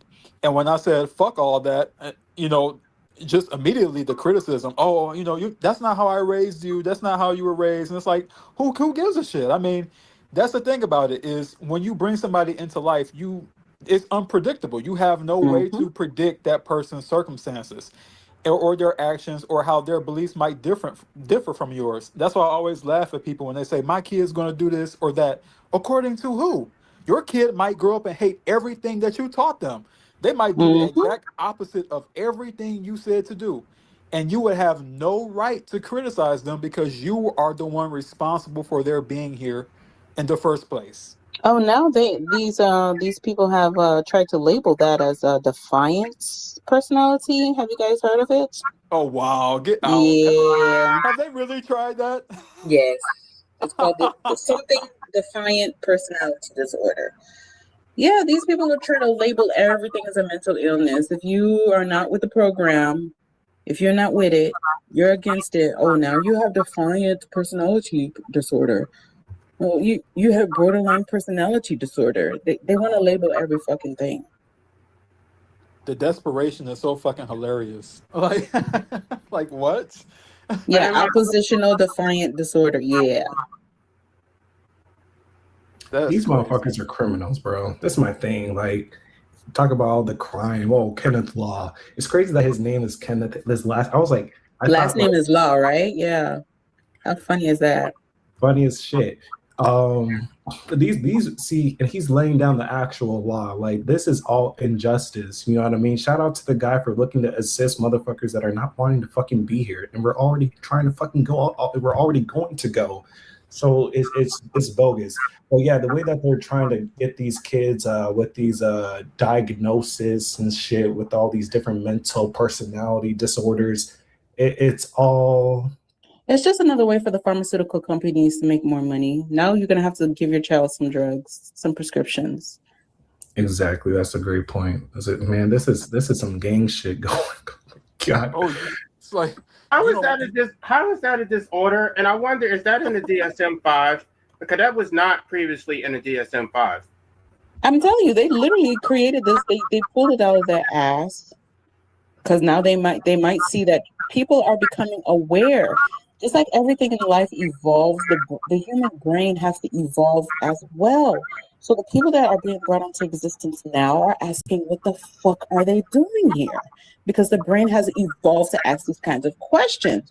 Maybe, 50 years ago, people weren't asking those questions because people were still in their animalistic brains. But now that the brain is evolving, the brain has to want to know, what the fuck is this place? I think children should be defined against authority. They did not choose to it. So good for them. Yeah, that's just the funniest thing to me, like the hubris of it. Oh, how dare you not want to be a fucking slave? We're going to label you something crazy. I mean, can you believe this? Someone doesn't want to be a slave. Oh, we have to make them seem like there's something wrong. Like, what fucking sense does that make? That's like saying I don't want to get sick. Oh, therefore you're somebody who has a disease-defiant personality. There was another term that Black slaves were labeled as well when they tried to escape slavery. I'm not sure if you can find it, illicit mind. They were even trying to label black people, black slaves that were trying to escape slavery. They labeled them as having a mental illness. So these people will go very far to keep people enslaved in every which way. That's fucking insane. Yeah, But it's the pretty fact Go that ahead. they have to do all that shit just lets you know that the whole thing is a damn sham. The whole thing is a fucking sham. Like they tell on themselves by making all these different laws, by making all these different definitions that criminalize people for wanting to be free. That just shows you how inherently unfree their entire system is, and why it has no real legitimacy. Was there a different term than that? Because I mean, this is already fucked up. But because you were mentioning they were kind of labeling it against like a mental disorder for this term. Is that correct? Your mic is muted if you may be talking. It's called drapetomania. Drapetomania. DRA. Yeah. Okay. Pseudoscientific racist mental disorder coined in 1851, Dr. Cartwright, to describe insanity of enslaved people running away from bondage. Oh, that's crazy. And that's what I mean. Like, this world is insane. And so anything that's opposite of it, now they're going to call us insane when this is just obvious shit. You're in a bondage. You're trying to get out. You're insane. What the fuck? I'm tired of these people. Man, tell me about it. You can't do shit but laugh. Right? Crazy. It's such a fucking bad joke. Like, these people are sick. They're really disturbed. At this point, I think it's just trolling. I mean, you have to be a fucking troll to say being defiant is a personality disorder. Like, what kind of fucked up shit is that? Like, what? Wanting to go against your own enslavement makes something wrong with you? What? Right, it's a projection. The individual does not have a disorder. It's society that is disordered. Exactly. And that's why I shout out that one guy. I think we've all heard of him. That there's this new one that came up, and he's like, "I'm not gonna work or some shit. You know, I didn't ask. I didn't consent to this existence." And he's been catching some different, eyes. I forgot. Shanghai posted this nigga on some type of Discord. But we these Gen Zs or even alphas, whoever. They need to stand up and be defiant. Yes. They need to continue to do the obvious shit and fucking just not put up with this. So there. A young 21-year-old man recently went. Shut the fuck up. Yeah, this is the vid here. This guy, philosophical gamer, great channel for anyone that's like a millennial, Gen Z, any one of us. This one here, he goes into depth into why this guy here, is understandable. This fucking wretched system that we're in. You know what I mean? No one wants to fucking work. You know what I mean? No one and so it's sadistic or masochistic rather, what we're putting people to go through. And so I hope more people like this do this. It's like how Shanghai mentioned, he's doing nothing. That's a solution, right? In a clear respect. And with that, it's going to, again, with the steering of consciousness, these type of things, will make these type of points, this type of conversation easier, because what the fuck? There's these talks. Let me tell you, these talks are the hidden in plain sight shit, talk about what's another term with like the occultism. These are just things people don't want to see or apparently can't see. But this is where it's at. And the more that these things can be put into the light and you can't go which way or that, no, we're holding you down to these points. I can't stand people that don't appreciate this when they're actually vampiric, and they're not wanting to admit it. Like that shit is just, it's just, as we said from the last talk we all were on before, the most dishonest, ignorant people, and we're around them day to day. Yeah, I mean, it's funny to me that they get surprised when young men come out and say things like this, or just in general, the younger generation, they are fed up with their exploitation, as they should be, and more of them are coming up to the forefront and leading movements against their own servitude. Like in China, for example, they have the lay down movement, I think it's called, um, where essentially let it rot or something like that, where they just say, we're fuck it, we're not doing none of this shit. We're not going to work these jobs. We have no benefit to doing it. I mean, we can't afford homes. So what's the point of doing any of this shit just to be enslaved and working day in and day out? It makes no sense. It's a system that won't be able to hold up. And right now we're seeing it crack because eventually it's going to get worse and worse to the point where people can't just ignore it. Like it's going to have to get addressed because people are fucking fed up. I mean, and then right now we're talking about how the price of living is already astronomically high for a fucking mediocre life.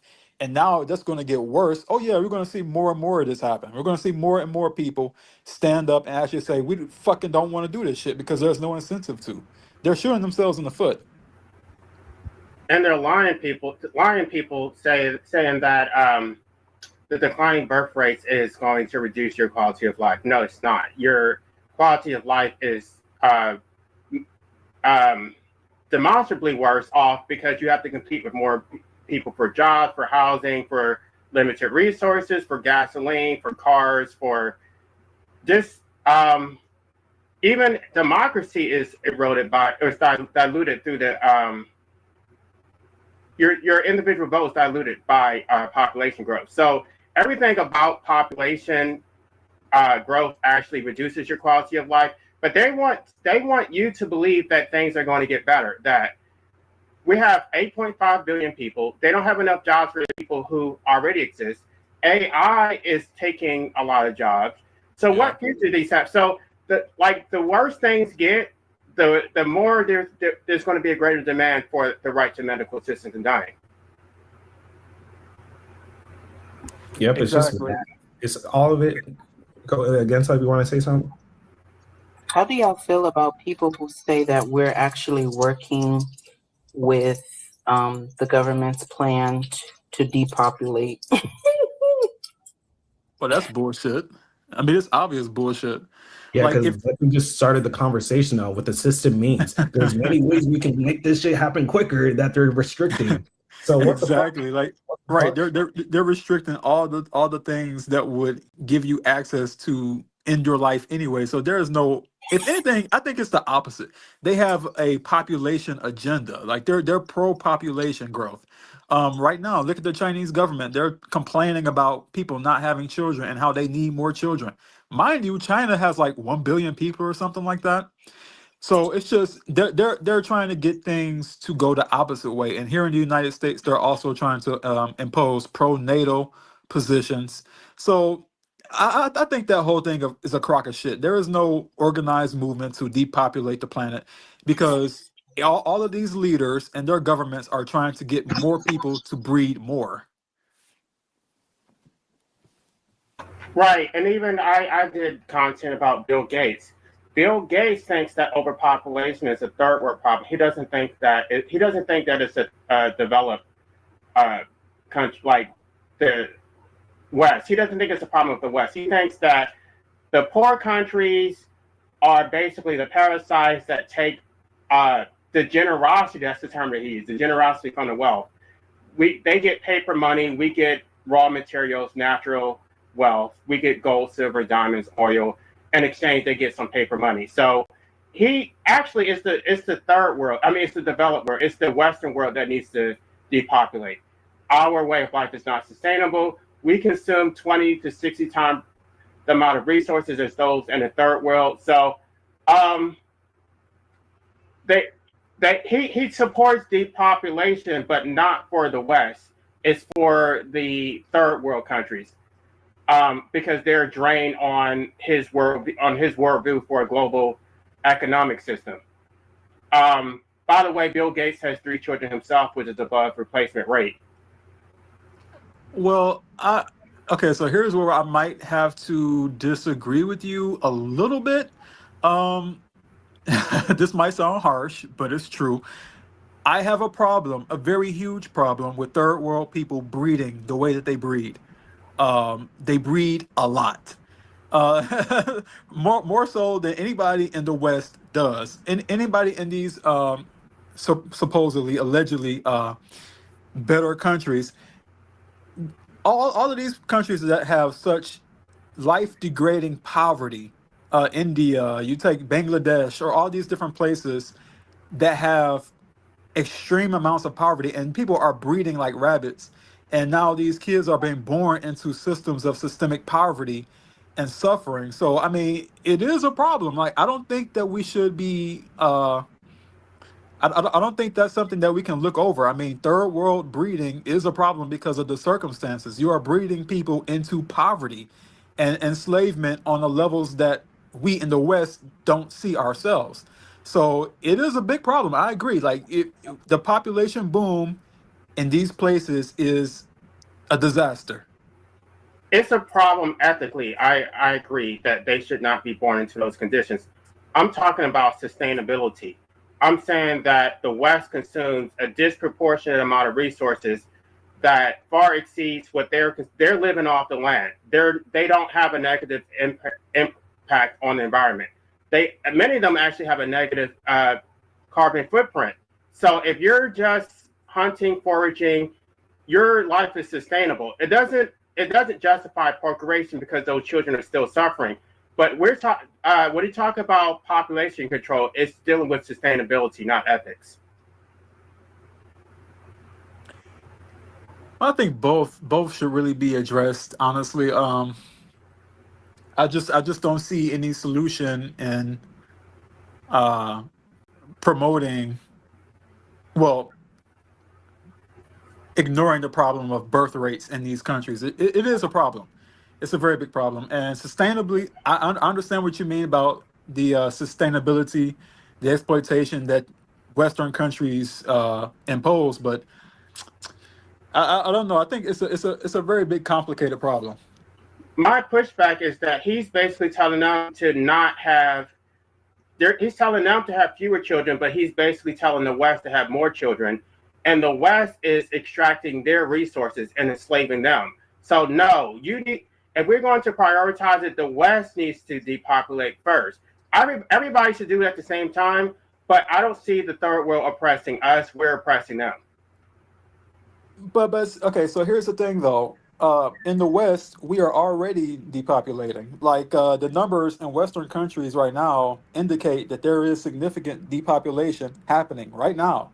That's why you got politicians like J.D. Vance up there talking about how he wants more Americans to have babies. And they're pushing this pro-natal agenda really hard here because we are already doing that. The places that have more education, that are more well off to do, are already declining as a population. Whereas the global south and these different countries that are full of poverty, disease, just all sorts of really bad life quality are growing in population.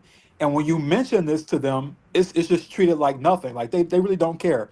These people have, a lot of them have no regard for the suffering that they're putting their children into by birthing them. They think it's a great thing to have as many kids as possible. So how do you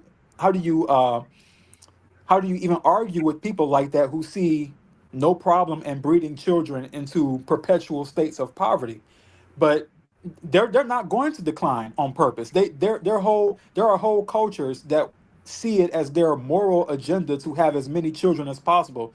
They're not going to decline childbirth, no matter how we might feel about it, how we think they should. They're not going to.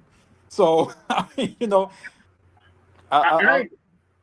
I agree. We do have declining birth rates, but our population growth is not due primarily to fertility rates. It's due to migration.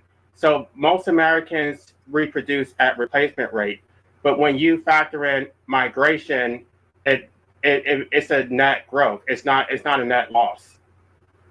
And so what they're saying is that we don't want the migrants to come in.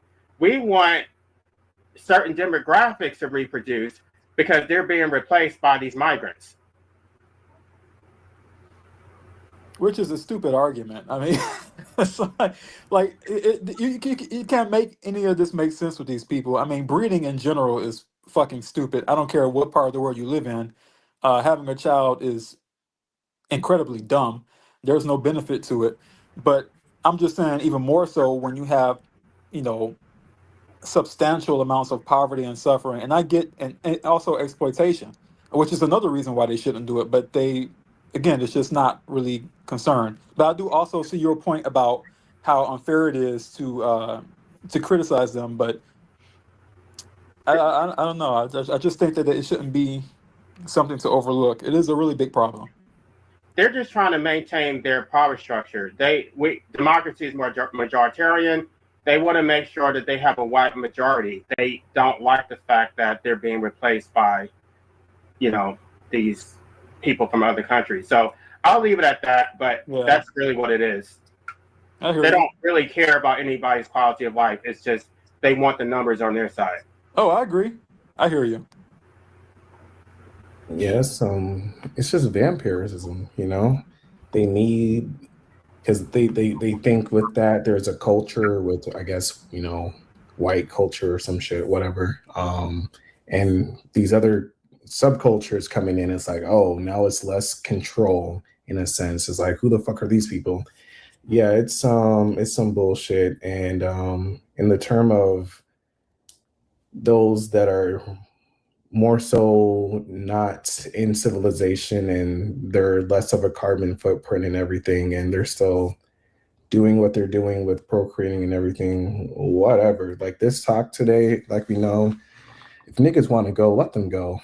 You know, like there's no, I know there was somebody, Witchy, she mentioned, is there anyone that's like coming from the opposite side? And I don't know about you guys. I would obviously run it through you guys so first, but you know, for me personally, we can have it. You know, whether you Witchy, I know you were just kind of asking that. I forgot where you mentioned that, but there's nothing to say. You know what I mean? Like my thing is be authentic. You know, be real. Let's not bullshit. Let's not just have an opposing side. Just have an opposing side. If these conversations, like some of them in the comments were saying, are happening, usually the framework is our side is like the one not valued or regarded, and it's just they're like someone said, like this is the truth. Okay, someone wants Can to go. we bring her up? Yeah, Is yeah, that yeah, possible? sure. That Does she want to come up? if she does, she can come up for sure. I don't. I mean, okay, if she wants to come up, but why? I'm glad that and Against Life 1000 came back, because I want to talk about solutions and what we're actually going to do. I guess what she's saying is that this is an echo chamber. We're all disagreeing with each other. I don't think that's necessarily true. I think there's nuance. Some on the panel, some of us want to legalize it. Some of us want to decriminalize it. Some of us, we're trying to figure out what's the right approach. So we all agree that people should have the right to die, but I don't think that there's a consensus among us about what is the best way to do it. I would agree with that. That seems to be most of the disagreement in terms of like how we can accomplish it, because it can go different ways. I mean, then again, with any of these complex problems, it's not always going to be just one single black and white cut and dry solution. There are going to be discussions had about how to accomplish that. Right, I'm a whatever works nigga. Like the Me too. I agree. decriminalize, like so, like how, like the points you were saying before, JC. That's why I wanted you on with Against Life. You know, to be, you know, because I know like you are astute in this, and yeah, decriminalization is the more feasible. Like we're just telling them back the fuck off. You know what I mean? That's it. Compared to help us give access, that takes more work, right? And so in terms of feasibility. And so that's why I was saying, like, I think we're all on it. I get your point in the nuance. There's definitely nuances, and we had different elements of that prior in this conversation. But we're I feel like all just whatever the fuck, you know, can get the job done. Let's do that. And Can we write letters to Congress and maybe have petitions signed by people who want to decriminalize it? Is that because I know JC is he knows the law a little bit. Yeah. good. I just want to read this quick little excerpt from my book about why my book was intentionally one-sided. We are intimately familiar with the other side's position. It has been imposed on us through every available channel since birth. We have been subjected to their framework not as one perspective among many, but as the only legitimate way to understand our own existence. The asymmetry is complete. They speak from positions of institutional authority and possess the power to compel our compliance through state violence. We speak from the position of those whose consent was never sought and whose autonomy is continuously abrogated. They need not justify the system, it simply exists and they benefit from it. We must justify our objections to our own enslavement. This book does not present both sides because the other side controls the meaning of presentation itself. What you encounter here is not merely an alternative viewpoint, but a perspective that is systematically excluded from the mainstream discourse, actively censored from most platforms, and pathologized when it appears. The dominant framework is not presented here because it requires no presentation. It is the water in which we swim, the air we are forced to breathe. Now, the reason why I'm saying this is because in every other format, if I go on any other platform, everybody's going to dominate me. They're going to overtalk me, scream me down, and talk about how I'm crazy. I need help.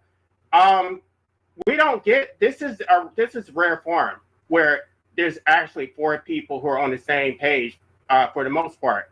So in every other sphere, it would be the complete opposite. They would be the echo chamber. They would be saying, "Oh, it's so ridiculous that anybody would want the right to die. We should just give them palliative care." They want to gaslight you and say you already have the ability to do it.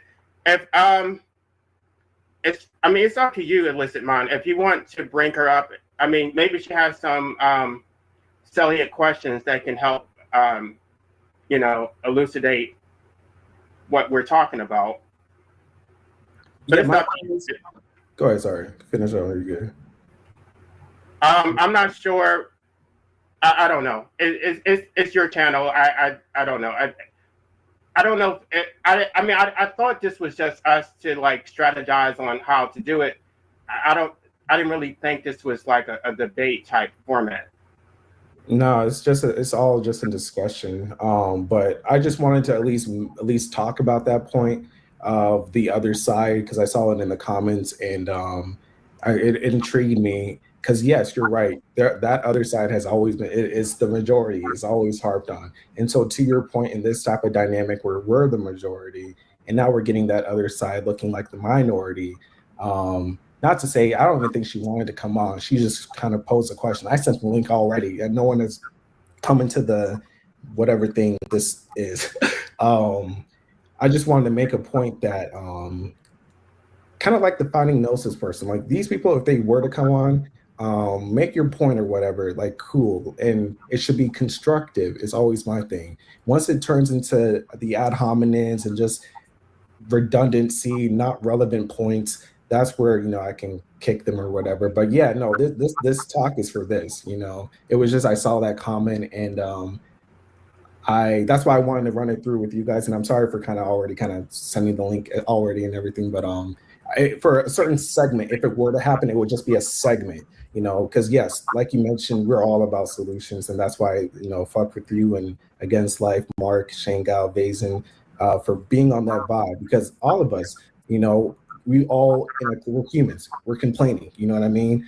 And so I have empathy with that, but at the same time, it's like, well, damn, like, what are we doing? And so like how you were mentioning Against Life, even if it goes nowhere, sending something to our state legislators, being on like these different points, but putting it in a format where it's all pretty and on the paper and shit, email. But we can get into that right now because no one sent the link, no one wants to come up because again, this is a truth. Like, what the fuck are you gonna say? You know what I mean? Like, if someone critiquing, like, oh, you can do this, like we were saying already, maybe try this, or if it's like that, I appreciate those, and so that's what I was trying to see it. So I sent the link. No one's here. Go ahead, Mark. Well, I definitely agree with what JC said because it's very true. And I've been online. I've seen a lot of these forums that they have, and they do attack people who bring up any kind of solution that goes in favor of pro choice in terms of pro euthanasia and end of life solutions. They automatically go to ad hominem attacks. They'll attack you. They'll say, "Oh, you're just crazy. You're suicidal, or you're just depressed." They don't take it serious.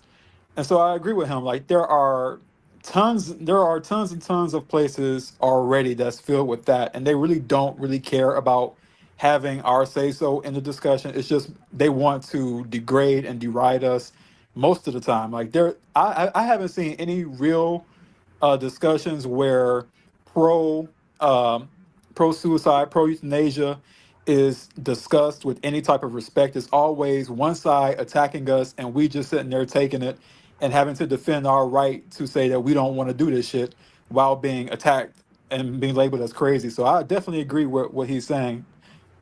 We really don't have many places of our own where we can just discuss in agreement solutions that would get us to where we want to go.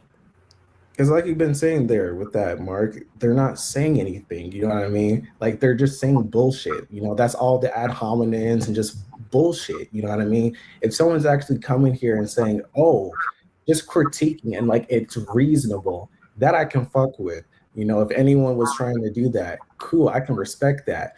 But it's like I don't have time for niggas just coming here and bitching back to us. Essentially, like, what the fuck? Get the fuck out of here, and I would kick them.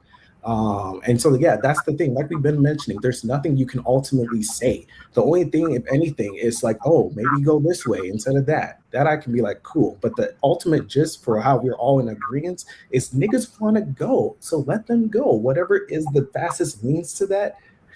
And so any pushback from that opposing side, like that's why I was saying, like this topic compared to ethilism, antinatalism, whatever isms, this one is an easy, you're not doing anything. This is someone else's fucking life. You know what I mean? So for this opposing side, the only opposition is the methods. You know what I mean? So that was kind of my like, you know, with like there was a comment like, oh, we need more anti-natalist, ethilists, people of this to do anything political. And yeah, without question, we understand.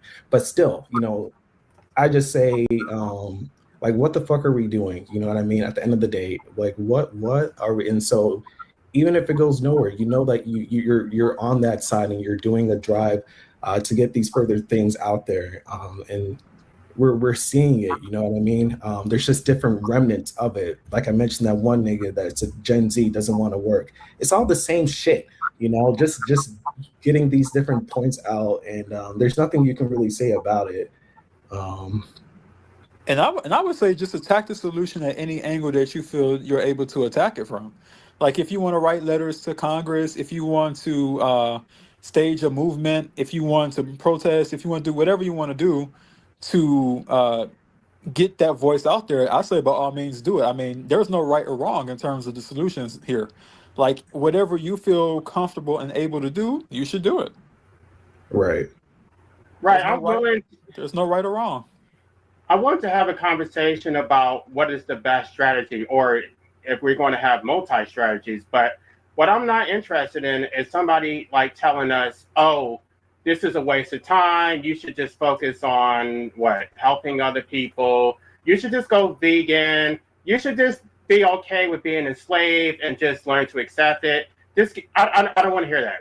I've heard that too many times. Or they'll make these appeals to futility.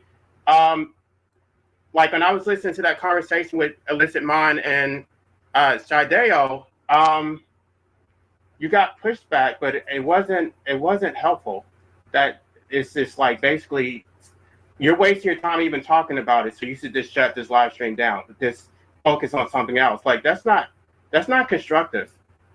Yeah, that was the Finding Gnosis guy, right? That you talking about, or? Yeah, and I don't, you know, he's not here, but I've had many discussions with him, and I'm trying to figure out what his solution is. And let me stop because he's not here. But well, he just goes into ad hominem attacks all the time. Like he's always saying, leaving troll comments on all the different lives that we do. It's just just there to be a complete troll. There's no real reason to be even engaged with him, frankly. He's not going to do anything but offer his opinion on why we're wrong and never on how he's right. It's just constant attacks about how this is a waste of time, or you can't do, you can't do, you can't do. I don't see any benefit of ever engaging him. Like, to me, he's just a common troll that has no real purpose but to troll people. Yeah. So like you guys are saying, like if that's the intention with that opposing side, yeah, fuck that.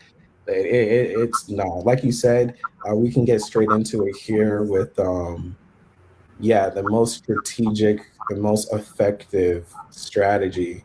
Because you've been killing it, JC. That's why I just wanted you to be sure you're. So thank you for being here. Because what like you said can go right from here.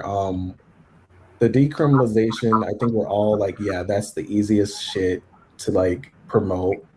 And then in terms of like what else like is on your mind when it comes to like the most effective? Well, well, I actually talked about in chapter 11 of my book. I'm trying to make sure I don't forget anything, but What about creating a religion? Now, that's an interesting thought. I Mm. like that. I like that. And it's possible you can do it. You can create any kind of you can create any kind of religion that you want. Yep. Facts. Make it a nonprofit. People say like, oh, we chose to come here, da da da. Okay, and now we're making a religion about why this needs to. yeah. Tax free. And the tax, right? The 501c. Yep. And it's the pulling on the heartstrings because the religion does that more so like the different like mythologies they put in religion, but that element is like a story, when it comes to religion. I mean, listen, what shit, whatever. Because this is already that. Like, I remember somebody told me like you're in a cult. Sure, everything's a culture type shit, right? Cults in the name for culture already with human different sub way of life and living. So sure, so you can already say this is already a religion. We just have to. I'm getting a call. I'll be back. Okay, that shit always gets me. Go ahead, JC. Let me make sure. But there's a lot in my book. I'm just going to try to get to the main points that basically stop being productive, stop allowing them to extract from your voluntary existence, stop supporting their causes, right? They want you to support their causes, but they don't want to reciprocate anything. They want to use you. Don't do anything unless it's in your rational self-interest. Don't go vegan. Don't support any causes unless they're willing to support yours. They have numbers. We don't have the numbers. So it needs to be reciprocal. And then I do have, well, I don't think any of these approaches are going to work, but my whole goal is to delegitimize it. So you can try to get legislation. They're not going to pass a law, or they're not going to decriminalize it. You can make judicial challenges, and I say to my book what those challenges should be. You can have civil disobedience. I talk about jury nullification. I talk about political asylum. And then cultural transformation. This stop congratulating people for procreating. Mm-hmm. You should actually congratulate those who are child-free. Don't reward people for procreating. Again, the purpose of my book is to delegitimize the system. I don't know that it's necessarily going to change the system, but I would say the political asylum thing, and I do explain in my book how that would actually work, that you're basically being persecuted for believing that you should not be forced to exist against your will. And so you can seek political asylum in another country that does allow for medical assistance. At the end of the day, I think we're going to have to go back to the drawing board and basically start with the fundamentals. To teach them why freedom is important, why freedom is actually more important than happiness. If you don't own your life, then you're not free and you are a slave. And you should not be okay with that. You should be ashamed of yourself if you're happy being a slave. Right. And I do agree with the idea of protesting against the normalization of bringing children into the world, because I do that anyway. I think it's effective. We should stop praising and glorifying and giving them credit anytime they produce a slave. Like I can't tell you how many times I've had people say to me, "Oh, I'm having a baby," or this one guy, he said, "I'm expecting my grandchild today, so I got to hurry," and he stood there and looked at me and he waited for the congratulations, and I gave him the solemnest look that I could muster. I didn't say a fucking word, just a serious look on my face of disdain and disgust. I didn't say congratulations. I let him know visually I am not going to congratulate you for that. I don't go to any baby showers that I'm invited to. I view that as a form of protest toward the life enslavement process. So yeah, we should definitely try to do our best to protest against it in any kind of way, while also making our voices heard and our position known that we're not for this, and we should have a say so in our own life and in terms of our own death as well. Yeah. When you said that, but right, it's, I'm gonna say a certain point. I don't know what the echo. Okay, it's not there. Cool. Yeah, we like, okay, the Shanghai with the anti-cosmic voidism, not even doing anything, because like you said there, that's a great. Thank you for saying that, Mark. You don't even have to say anything. When you get those moments, just blank stare, just continue on. Or whatever. At the very least, like how we say, when you don't fuck with something, just even don't say anything. Like in that case, we'll say, "Oh, I'm expecting it's coming in a few months." Don't say anything, and let them sit there, and whatever. And they're why? And now when they're asking, "Why aren't you?" There you go. Now it's your time where you can just spill the beans and talk to them about this bullshit. Yes. That's great. Because again, that's just so perfect, going from the past stream with doing nothing. That doing nothing, it's contextual. You know what I mean? There's different times where we're not doing something, right, or doing nothing, and that's the type of element right there. That type of instance, where you get those encounters. Yeah, that like no one of us should be doing any promotion or any celebratory type of response. No, we have to make our way known whatever way, and it starts with the family. And so, yeah. Oh yeah, for sure. Definitely starts with the family first, because the family really is the first institution of the whole system. The family introduces the religion, the family introduces the education, the family introduces societal norms and structure. And so that definitely is the first step of letting that disagreement be known, to the point where now, my family, they know they know not to invite me to any functions where that shit is happening. They know not to invite me into to baby showers, because I'm not going to be there. They know not to bring up having children with me, because they know I'm going to counter that. And so it's like, or to join them in their prayers. I'm not doing that also.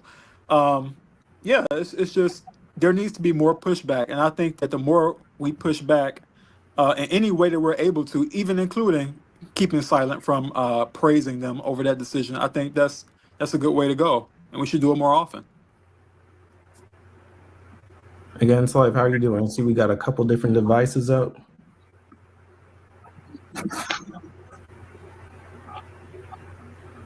You talking right now, Against Life?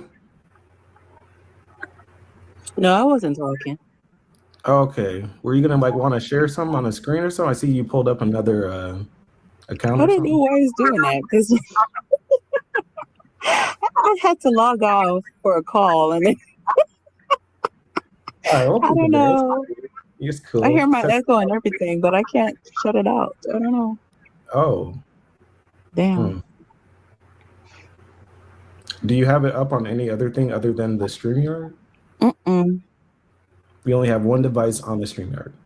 Yeah, my cell phone. And you still hear the echo. Yeah, but I kind of like it.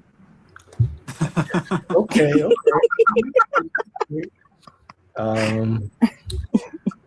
But yeah, that's. Go ahead, JC. Well, there's a lot of gatekeeping. If I were to put a term on it, they're trying to police our language, to say we should, like, they want anti-nazism to just be philosophical. We just have these endless debates, not actually do anything. They don't think that postmortalism should be included in this discussion at all. And I pushed back on it. That's why I had to come up with my own term. But I mean, even David Benatar has really taken a tepid position on the right to die. So I don't care what the other. I mean, I have my own book. Schopenhauer did not agree with Benatar. David Hume did not agree with Benatar. I think when you're presenting it in an academic manner, then you're going to police yourself, because you want to get published, you want to be taken seriously. So I don't think, I mean, this has to be taken out of the academic discourse. We need to be out in the streets fighting. We need to be educating people and resisting, and including civil disobedience and jury nullification. We can't just rely on the system to reform itself. True. Nope, it's not going to happen. It's going to take the other end for any change to happen.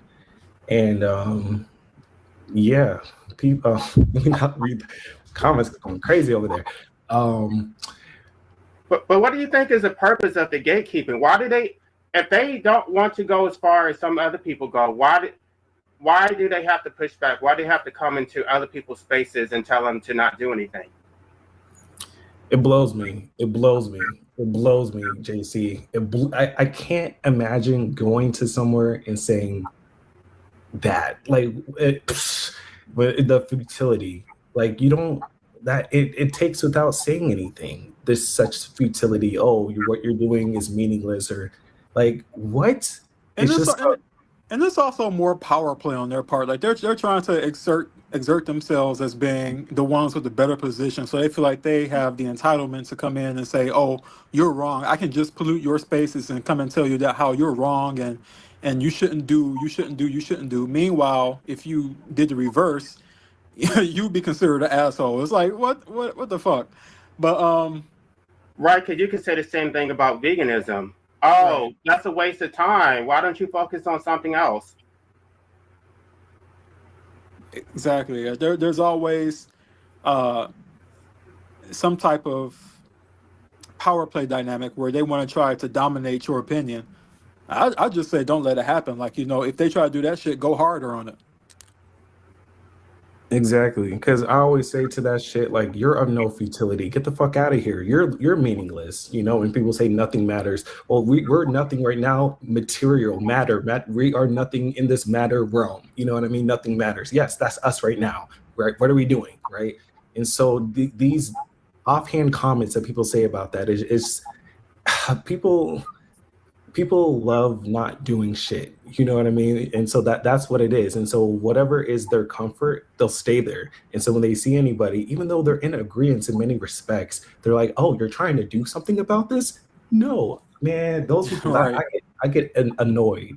Like, get the fuck out of here, man. And that's why I think a lot of them don't, because I think there's a few of them that might be listening or whatever, but they're like, that is so childish. Whenever I see that, like the one fighting Gnosis, he had that for many of his sentiment when he came on the, like, it's irrelevant. And I love seeing that, because it just shows their face. Like, these people, they just want to sit and complain. And, like, again, a lot of this is that in many respects, but like, we're talking about feasible things that we can do, things that people don't want to do, because it's just, my thing is like, we got to be doing something, and a lot of it is doing nothing. That's the funny part, because this reality and this culture, you're gonna see it. If you're around family or whatever, you're gonna see different remnants of this natalism or just promoting a life. And so those are the times, like, yeah, you should be coming from the other side and letting people know. We always have to be putting this in their conscience. And I feel like most of the time also too, they're just afraid of freedom. Like they really have no desire to see anybody be free as much as possible as they can in their own lives. Like they want to defend institutionalized everything. Anything that tells you can't do that's what they're in favor of. They're in favor of the enslaving society. They're in favor of enslavement in general. And so anytime you speak out against that, you're going to be viewed as a threat because they like the slavery. They like being slaves. And so when we speak, our opposition is threatening to them. That's why they have to come up with all sorts of ad hominem attacks. That's why they have to come up with all sorts of definitions about how we're crazy. It's and you notice it's always them coming after us. Why is that? Because they're afraid. Mentally, they're afraid. They already know that we challenge the structure that they enjoy. Therefore, they're going to come and attack us. It's not always the other way around. It's like they're always the ones engaging first. And so I say when they do engage, then we should go all out too. Like, okay, since you bring it up, it's like, but they're always the ones who initiate. The most recent critiques that I'm getting is the fact that I am against civilization. I think they're more disturbed by that than they are with like my anti-natalist critiques. The fact that I'm against civilization, they've made so many ad hominem attacks. They don't want their democracy, their oppressive systems to be dismantled. They were just saying, oh well, you want to go back to Africans with spears and loincloths. I'm just like, as if I don't know. I mean, I don't know how you guys feel about that, but I'm an anarcho-primitivist. I think a lot of these problems were caused by civilization. I'm not going to say that it's the ideal thing, but even if those people are just living off the land, at least they're free. At least they don't have a state telling them what to do. They got their mud huts. A lot of them seem to be happy, and they're not oppressed like we are. I mean, of course, I can't do that now because I was not raised that way. I don't have the survival skills, but if I was born into that, I would look at it completely differently. Right. So freedom, like you said, it's your life. Like it used to be the case.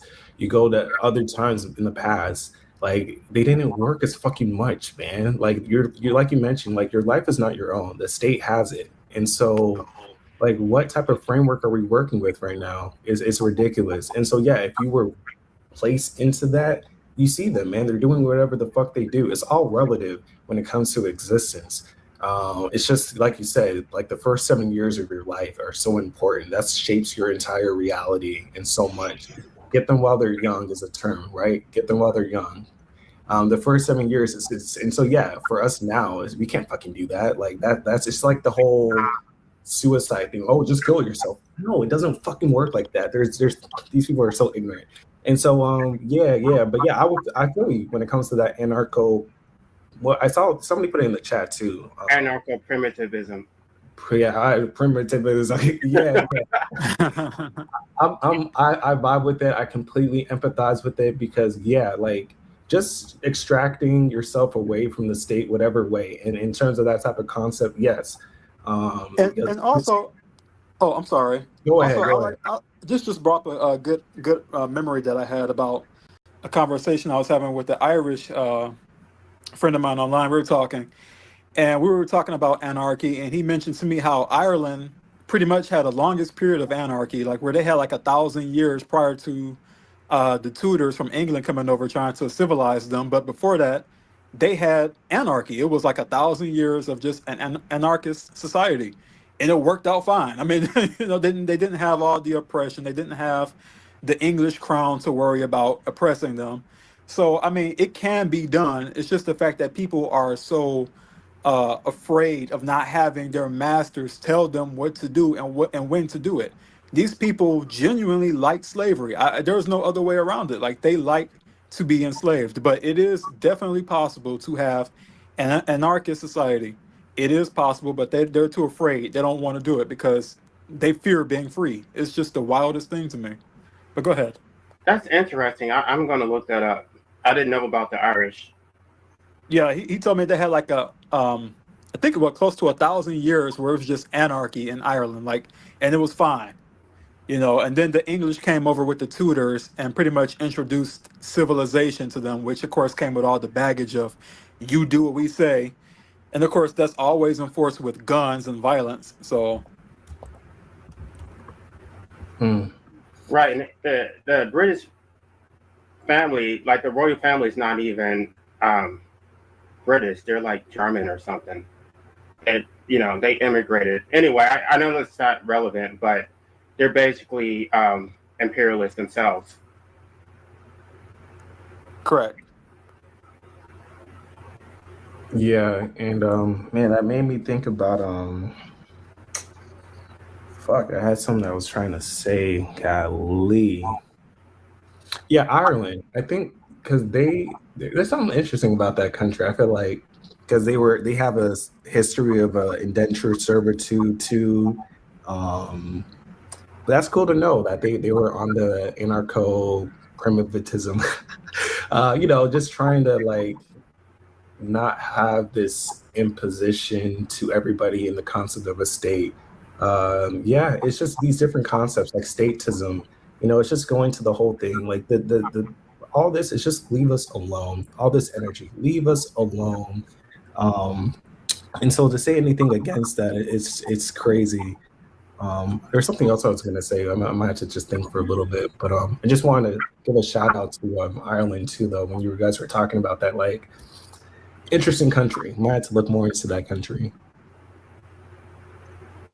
I don't know if Against Life is still here. Are you still here? Yes, I am. Okay. I guess I would be curious to know like where you are on your project. Do you need help? Or do you need to raise money? I actually have because I'm thinking about starting my own nonprofit, but mine is going to be more activist. Like I want to work with the libertarians to get them to take a policy position against the criminalization of medical assistance, and I want to decriminalize it in at least one state in the U.S. But I don't know if there's anything we can do to help you with what you're trying to do. Yeah, I do need help. I posted it on my community page, asking if anyone could create a website. I was gonna hire somebody, but I think I'm gonna try to do it myself. But if anybody can do it, they have the ability to do it, I don't mind paying. Just send me an email. Yeah, I think I can help you with that. I guess we need to talk about what you actually want, but I don't think it'll be too difficult. Thank you. And then other than that, no, don't really need help with anything else. I still use the same email address. I still use the anti-nativesinformant@gmail.com, but I can email you also. We can. I remember you did email me, and I sent you a reply. I never got a response. I don't remember what it was about. Oh, I was asking you. You said you did some. I think it was about you. You did a video about the methods, and I didn't see it. But I don't think I saw your reply. But that was a long time ago, wasn't it? Yeah, that was a while ago. I don't think I saw it. I'll look for your email. It's just so nice to have people who are actually trying to do stuff instead of just sitting around like complaining and just I don't know, just stroking each other's egos. Like we need to actually do stuff. Like I would like to actually get a nonprofit. And Pastor D, I don't know if y'all know Pastor D. Pastor D said he would help me with fundraising. I'm not sure who that is. I haven't heard of that person. It may sound familiar though. Pastor D. He's always on Finding Gnosis' channel. Okay. Yeah, that's why like on my main kind of section of the channel, like I kept my videos limited because like this shit is like already preaching to the choir. And you know what I mean? But like I have all the respect for anyone that's listening that's already at this point. You know what I mean? It takes a certain mind or certain whatever to, come to this quote unquote solution for not putting any problem on any future lineage. It's a big deal. We need to come to this current realization of that. But from there, yeah, what else are we doing? I can't, just continue no, let's be productive for sure. And a nonprofit, whatever works with joining hands you mentioned with like the libertarians, because that would be the type of political person that would most gravitate to something like this. Whatever. And when I see, My goal, I'm sorry. go ahead. I'm sorry. My goal is to get this on the platform for the 2028 election cycle, so that every presidential candidate is asked, "What is your position on the right to medical assistance in dying?" I mean, they're going to have to take a position because we're going to be in everybody's faces, forcing them to take a position. Exactly.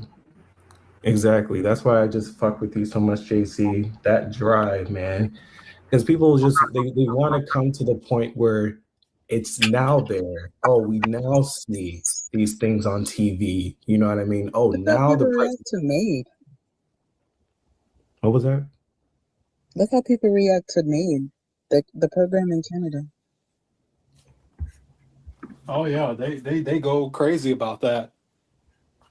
What's going on over there? Their program made, I think it's limited assisted suicide offered through their healthcare system.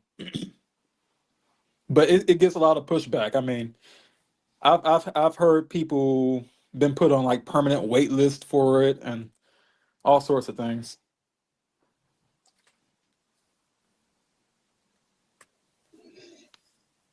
Yeah, this shit is just a fucking trap, man. I'm just when Jay-Z said that, I just was like, yeah, any one of us would want to see a reality, whereas to the face of a presidential debate or whatever. Now, if these are questions like we're seeing nationally posed, because it will further, these conversations. And once people are talking more, I don't know.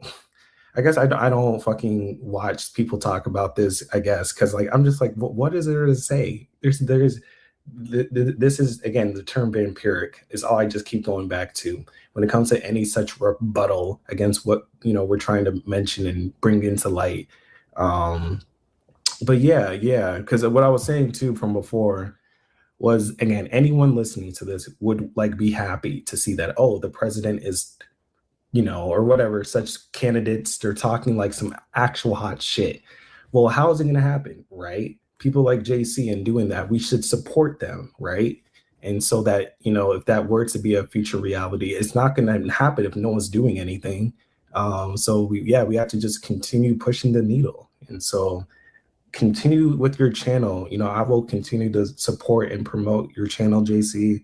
Because all it is that people are waiting on a platform, even me, relying on you, in this case of building a nonprofit organization and lending hands with other political advocates to certain degrees. But from there, it's all the bridge. I'm fortunate to have a form of community already in this YouTube channel, but it needs to be more in your proximity too.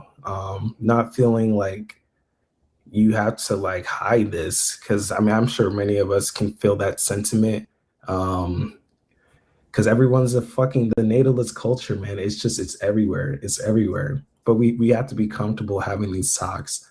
So the more you can do it, that's it.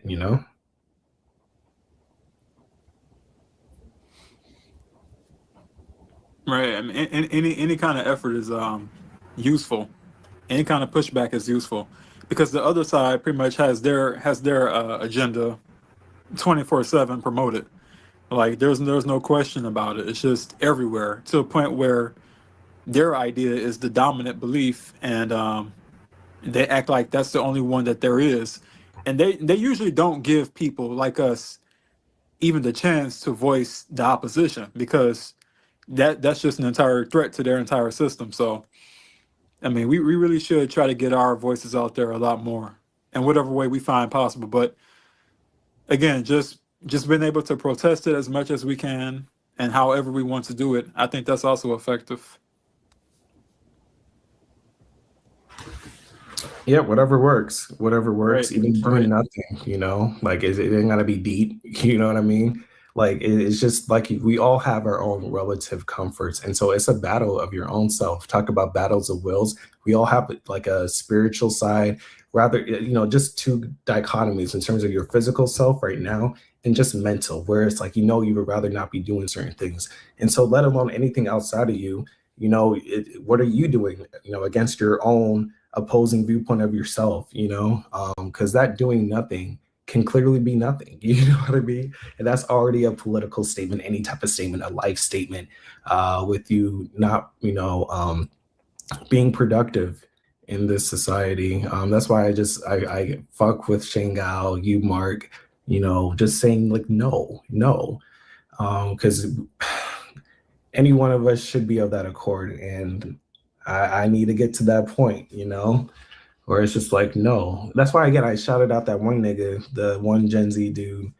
There needs to be more, that are making that stance, against life, thousand, a stance against life, in whatever way. We need to promote those people, because it will make these conversations be more, and hopefully it can bridge it to now other possibilities are easier to happen. Because this is all just the entropy. This is all math, it's only but gonna take so much, we can only take so much until things are gonna have to happen. And so this is just, again, I say math, what's going on.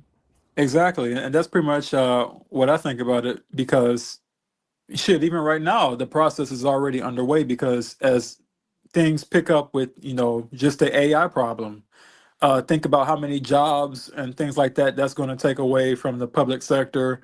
Just going to be knocked out the park. And again, rising costs for everyday living expenses. People are going to eventually take to the street. They're going to take to their congressman, whatever else they feel like they have to do, and bring this to the forefront, because it's going to reach the forefront. Like, this is not a sustainable system at all. So that's already going to pick up, whether they like it or not. It's going to happen. And I mean, more Gen Zers are coming out the woodworks. I mean, all over the world. I mean, China, the United States. It's going to get worse as things worsen. So it's like it's already going to take place. It's just a matter of time, and the pressure is mounting that to happen faster. Against life, what's on your mind right now? What you got to say?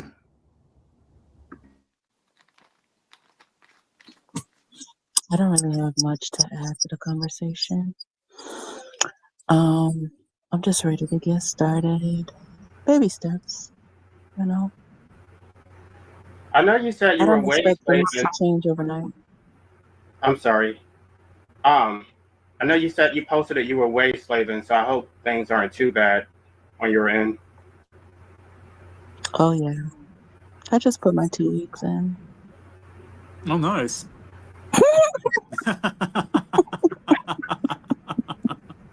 You got what you needed from that one position. You don't need it no more. That's good to hear. I'm ready to chill, relax, Good. start I hope working on that more goes productive wonderful for things. you. Thank you. I'm tired as you can hear. I'm supposed to go work out. Lord have mercy. Good luck. You don't sound like you're ready for that. But yeah, JC, is there anything currently that you have to next mention or anything? No, I'm going to continue. I'm trying to get some.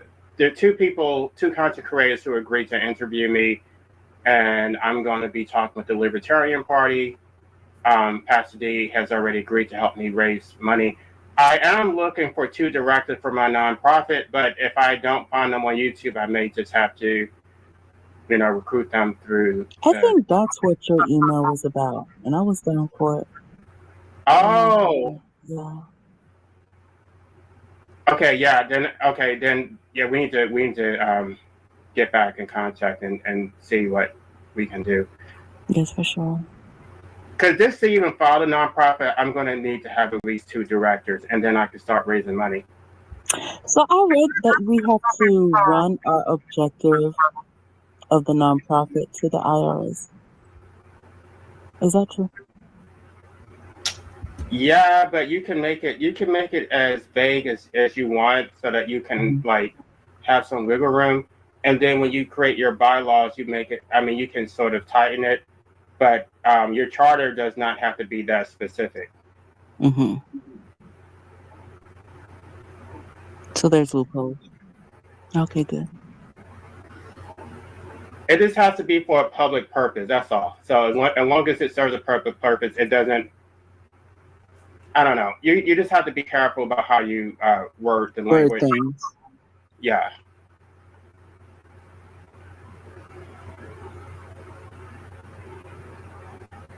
Well, let me take the moment out right now then there were some different comments we have on our personal private Discord from my boy Vazen. And I'll look to, I haven't read it yet. He had an extensive version, and then he had a bit of a not as extensive one. So I'm going to pull that up here, and we're going to go through that because it's a complimentary set of commentary with this discussion we're having. So I'm going to pull it up here, and we'll check it out. Let's see.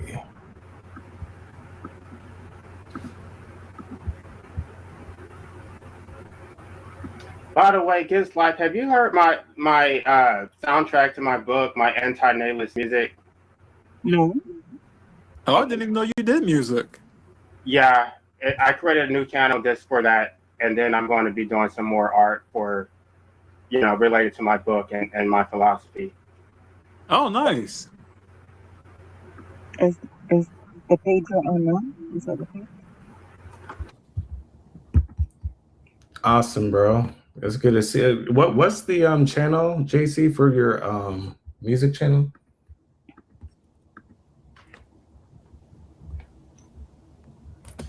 I'm going to put it in a private chat. Got you. Oh, is this the screen that's sharing? Okay. Let me. Yeah, I want to check that out. That's cool to hear. So my boy Vazen here. I'm starting here from the top. He says, and if you are basically in a relationship with somebody, especially if it's a romantic relationship, then you know what? Both you and your partner may as well support suicide philosophically. And if you guys ever want to make any point, I'll shut up in the moment. You know what I mean? Because I already want to make a point. Like, this is why I've never been in a relationship with somebody. Like, there's things philosophically, like we have to be mentally, when people say, oh, the personality of what holds it, right? The looks can only be of a certain, it only will go so far, because like talk about all this political talk we've been talking about. It's crazy to me that like someone can like be married or whatever together and they're having opposing political viewpoints. I don't know. These humans are just a trip. They're a fucking trip. How the fuck are you with somebody and you don't have similar mental viewpoints? I don't know. I think many people just want to avoid being lonely. What was that? So true. What'd you say? I think many people just want to avoid loneliness. That's exactly what it is. You're right. I keep forgetting. Like, I'm thinking myself, like, no, you got to think like a regular human. Yeah, they just don't. I don't give a shit. My name is Uno for a fucking reason. Fuck all this other shit, man. I'm not gonna be with somebody that I don't like. What the fuck? What are we doing? What fucking just sitting around with somebody that don't even like? These people are so fucking pathetic. Like the legacy shit. I mean, fucking legacy. You don't even. You're with somebody that you don't even fucking vibe with like that. Like these people are fucking lame, bro. I can't fucking. Right. They also hate being by themselves. Like they can't stand it. Like, that's why so many of them were just, quitting during COVID lockdowns. Like they can't sit with themselves. They have to have somebody constantly validate them. So, and they always look at you like you're crazy.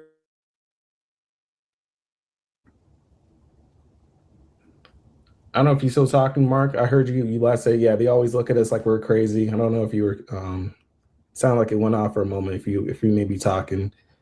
But yeah, let me look to continue reading. Again, cut me off or whatever, guys, please. But here he says, We are not here to be suicidal for extreme doom and gloom, self-pity reasons ever, but for dark, infernal, Luciferian, I don't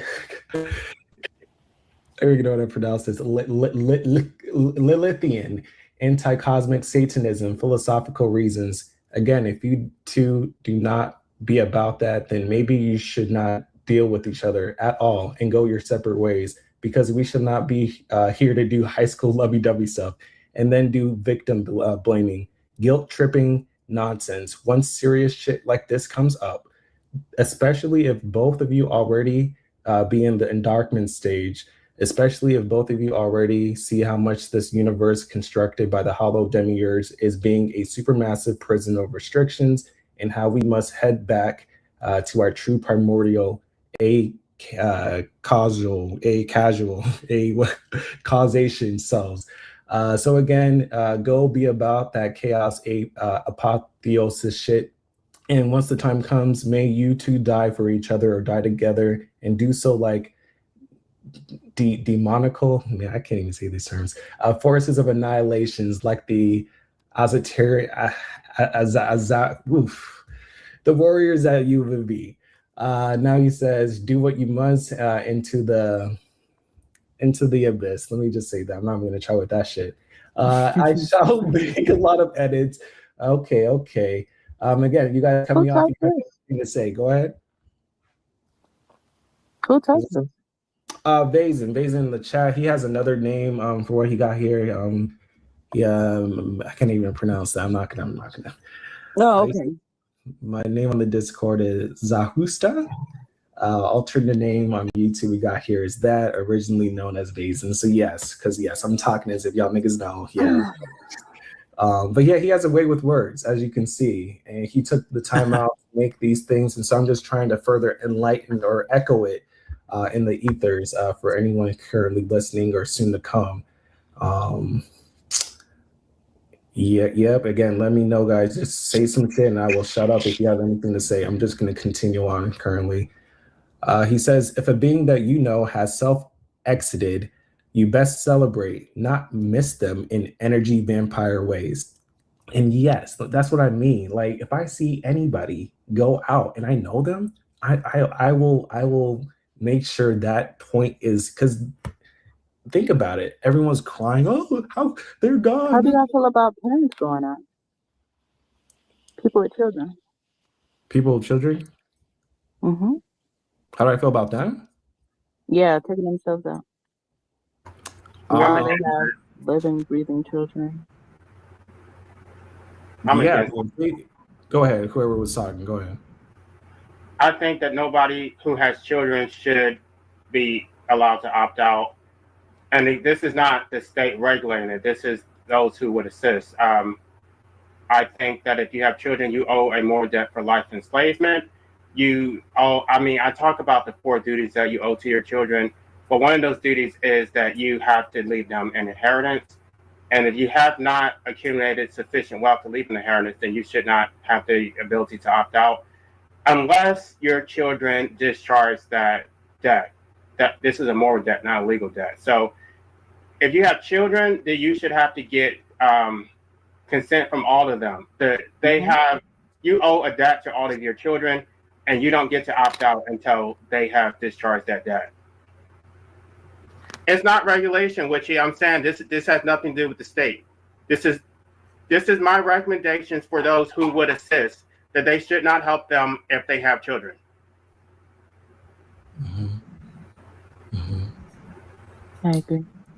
I agree too. Thank you for that, JC. Mark, because you were supposed to. Yeah, you go ahead. Where was I at? Fucking. You cool with reading it, Mark? Right? I don't want to just force you to do it, but you know. I would love to read that, but unfortunately, I can't see any of these words. I can't see it either. Oh, word? Yes. Oh shit. They're very tiny. I can't read that.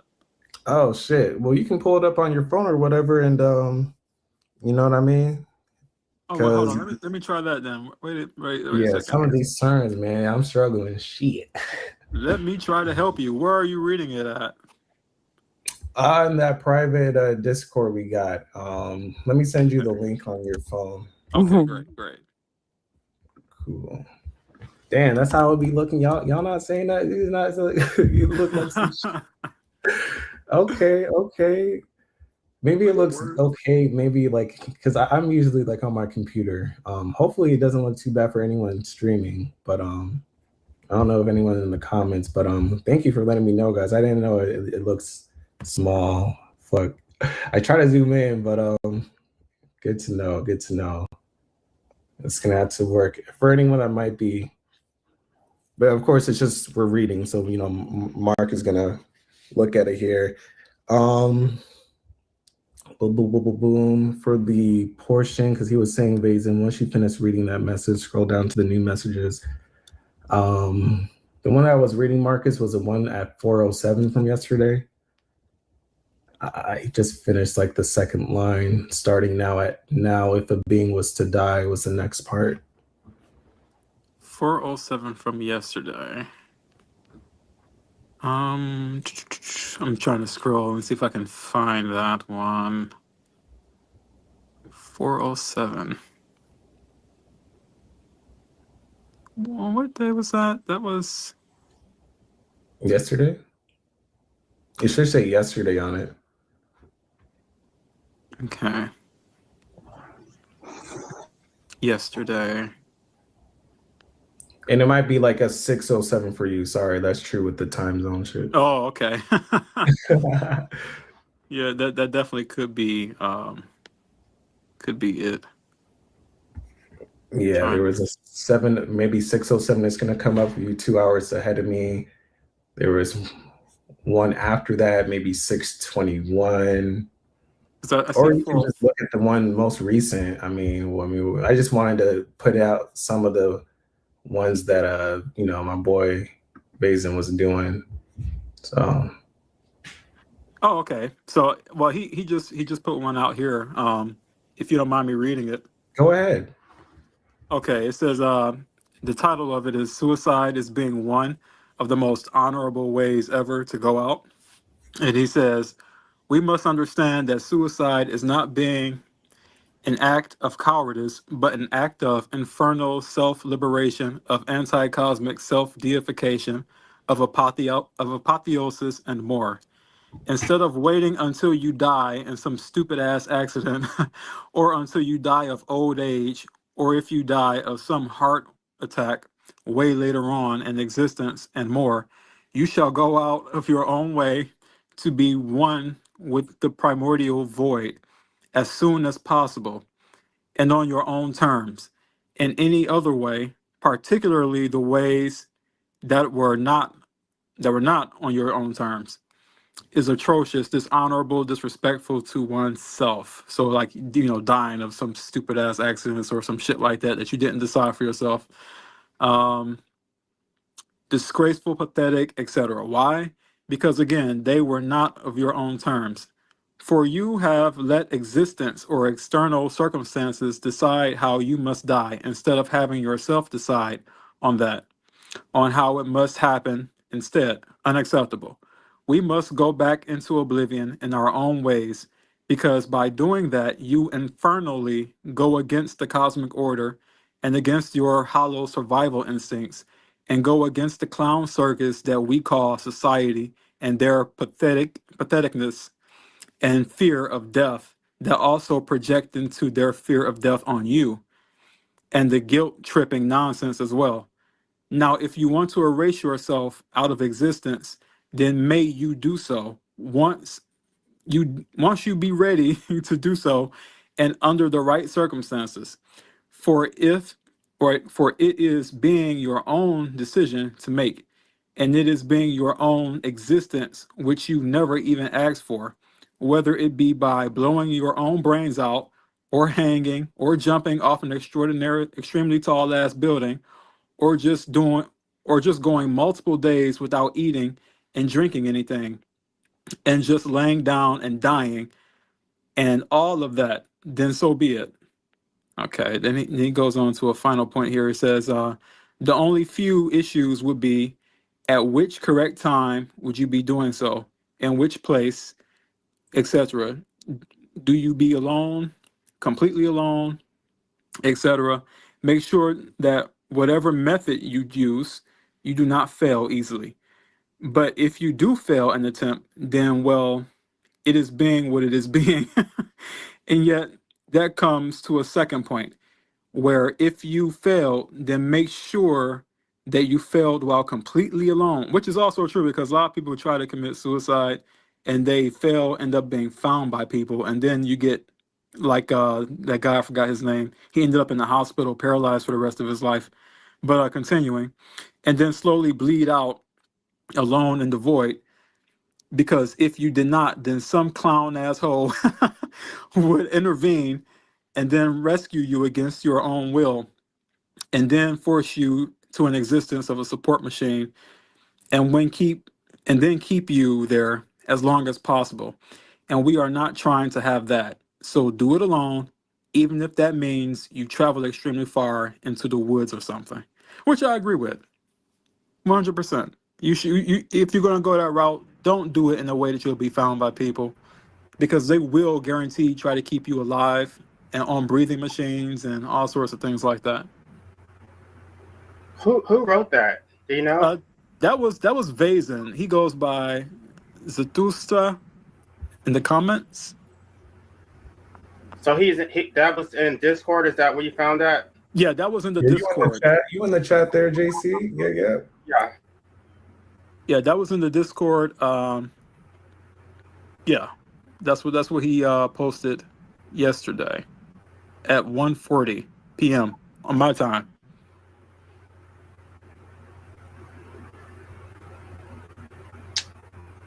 Good. That's actually, yeah, that sounds a lot like David Hume, but it goes a little bit further than David Hume. Yeah. You're Great making stuff. addendums. right. Like my boy Bazin. I remember when I had that one stream with Shanghai. I think it was the first one we had just on the one-on-one, and then Bazin came in, and my boy was going off. I mean, I don't know if it was off the cuff or what. It's like, my goodness. I mean, so I knew for, when you type, you take a bit more time out and intention with what you're gonna, and he has a way with words, and I just love the different guidance he has to say, especially in this type of topic, because this topic is very sensitive, and like you're saying too, with that point he was making, things can get fucked up and wrong, and so that tip of doing it without anyone around you and that stuff, because we've seen the cases where they put you in further bondage in a vegetative state, you know what I mean? Who wants to be in that? And that's a possibility you can run if you're around other people. If you're yeah, it's very serious. It's very serious. There was a story about that years ago. I forget. I think the guy was in his 20s, and apparently he tried to commit suicide, and it went left. Well, his mother found him, and they took him to the hospital, and he couldn't move. He was paralyzed. He couldn't do anything but fucking blink and breathe. And so, they asked him if he wanted to die, then to blink twice or something. And he blinked twice, saying, yes, he wants to die. Do you know what they did? They denied him. His mother instead took pictures next to his paralyzed body, smiling and trying to get sympathy for herself. Meanwhile, her son is there suffering in fucking agony, can't move or anything. It's like, this is so fucked up. And that's the thing. Like, this is nothing that kills me. These parents, these breeders, who when their children try to commit suicide or something, they want to get all the sympathy for themselves. It's like, oh, look at me, I'm just so hurt, and then they make it a whole thing. It's like, no, it's about the child. The child had to suffer and try to commit suicide just to get away from the suffering that you imposed on them. Like, come on, like, let's not play the whole I'm the victim here. No, the person who suffered enough, who tried to do that, they're the actual victim. I'm glad you brought that up, because I was going to mention that earlier, but there's this woman in Canada who, her daughter committed the S word, and then she did this whole video just making it all about herself, talking about how wonderful she was, and basically at the end of it, she said, I just wish you would have given me some grandchildren. I'm like, what the hell? Wow. Wow. So I fucked up. wanted to review it on YouTube, but I don't know if YouTube would like give me like a strike or something. That's so fucked up. And they Yeah, I think like think I that. have Even it to the pulled up. bitter end, they feel entitled. Right. Yeah, I know what you mean with the strikes. I got to be careful too with this YouTube shit. But like you said the gist. Thank you for saying that, JC. And yeah, it's the entitlement, bro.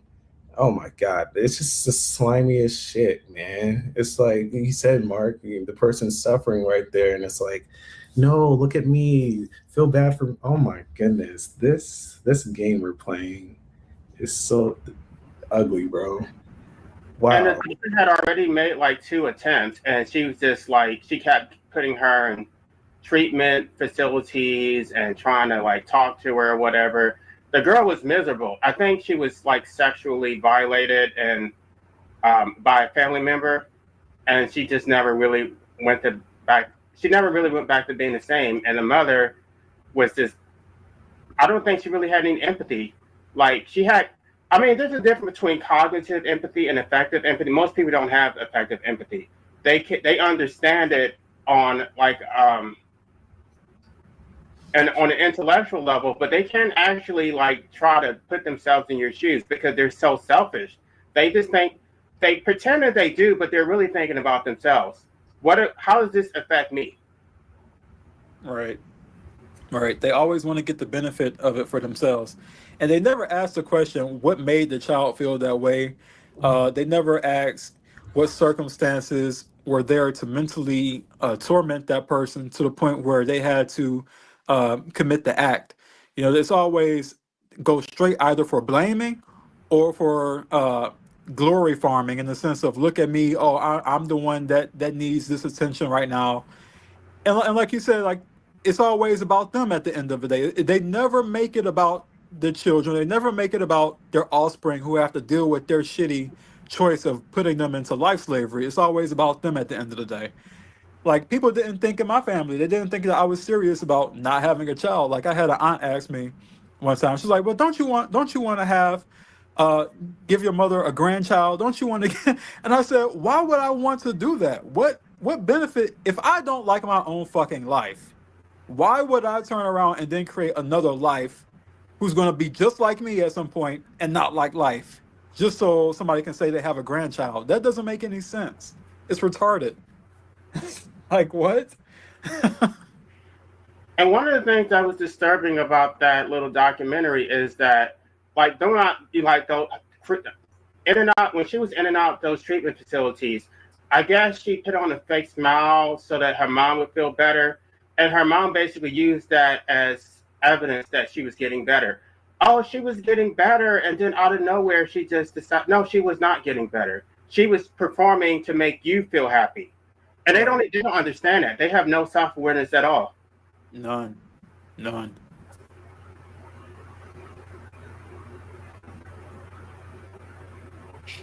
I was muted. Brother Marcus, he mentioned Munchausen syndrome. Jeez Louise. I think that's what we're talking about here. It says this is a disorder imposed on self, a severe mental illness where individuals feign induce physical or psychological symptoms in themselves to gain attention or the sick role. Patients often have extensive medical knowledge, frequently change doctors, and may undergo unnecessary, risky surgeries. So it said it right there. What's it called? To gain attention. You know, it's a mental illness. You know, I'm glad they have that at least for this term. For people that, but like every fucking nihilist and all these people, man, are that. You know, these attention sick people, man. It couldn't be me, man. It couldn't be me. And it's tough when it comes to those type of elements. I mean, we're watching it on like a news story, you know, on a news channel. Even if it was real life, it's tough, man. I tell you, I have all the respect for people. You know, if that's something you encounter and you're like, you know, you talk shit to them because they need to be, you know, put into light how this is fucked up. And like you mentioned, Mark, I think you mentioned cognitive empathy. Like they might understand it, but effectively they're doing what they're doing. I don't know. It just blows me. It blows me because that's what we see. You know, I mentioned the suicide prevention shit. These people are just so ignorant, bro. I have nothing to say. I mean, I just saying the same shit, but like, god damn. But shout out to you, brother Marcus, for that syndrome. I didn't know. I never heard that before. Very complimentary for what we're talking about right now. I don't know if you guys are interested, but I did post a link to my music, so that if y'all want to check that out whenever you want, and it's in a private chat. Oh, hell yeah. All right.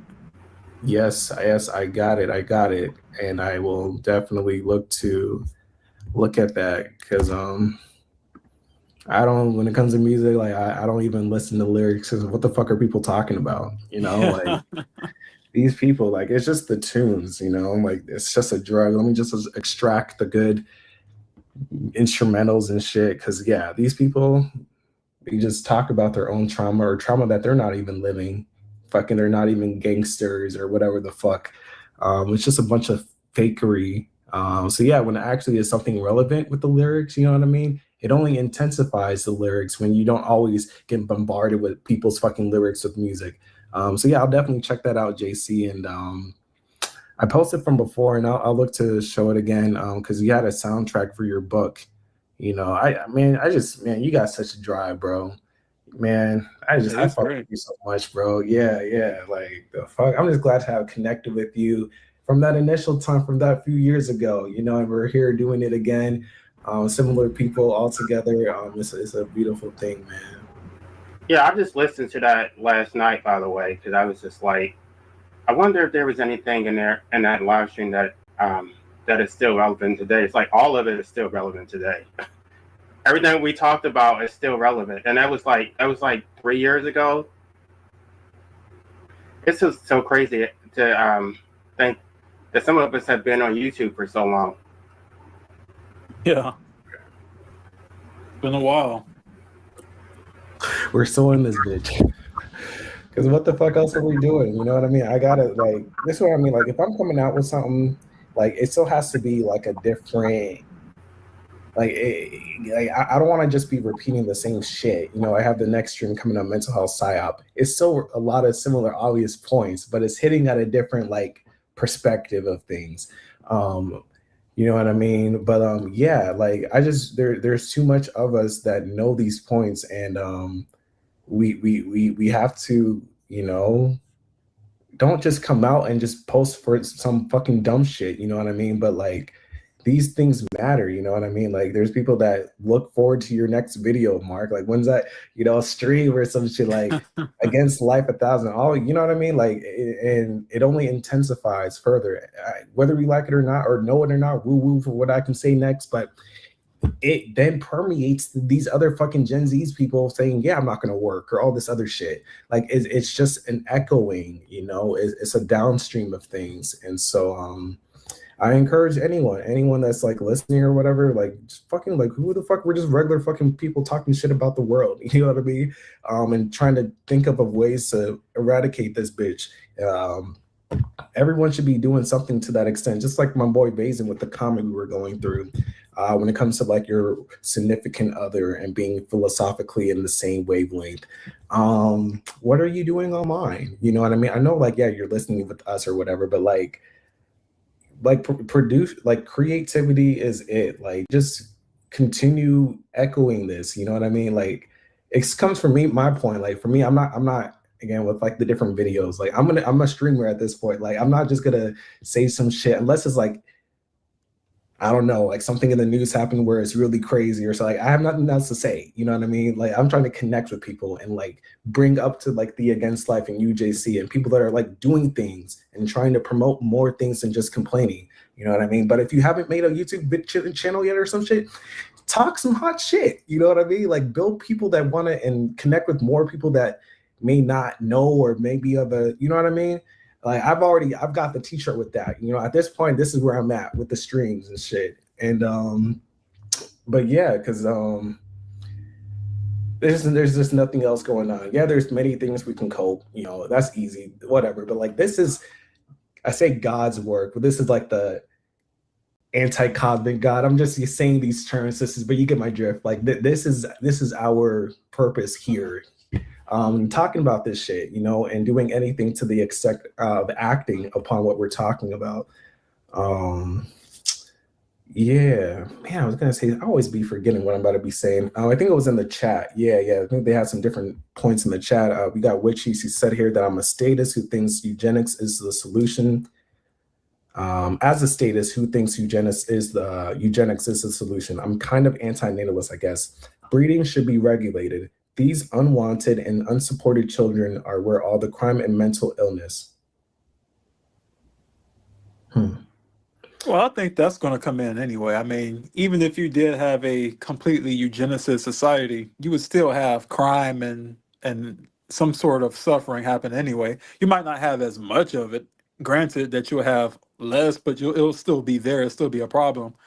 Uh, but well, to be honest, I mean, frankly, there is a point to eugenicism. I mean, why would you want to have more children who have obvious defects of mental impairment, who have a biology that promotes different diseases and all these things? Why would you want to continue that? I mean, it's like these parents who have these genetic tests and they find out their kid has some kind of gene that could leave them with some sort of lifelong defect, and they have them anyway. I mean, that should be illegal. Like, you talk about all the things legal and illegal. You want to talk about illegal? That should be illegal. To force somebody into a body that is breaking down or broken, and they can't do anything about it, all because the parents felt they had a right to impose that with their shitty genetics. So I partially agree with eugenicism, but I don't agree that it should be that only certain people should breed. I think no one should breed. I mean, you can't guarantee the safety of your children in any way, shape, or form when you bring them into life. They're going to die, which is a fact. They're going to suffer, which is a fact. So there is no getting around those two. You might have less, but you're still going to get that same outcome. What's your response to this, JC?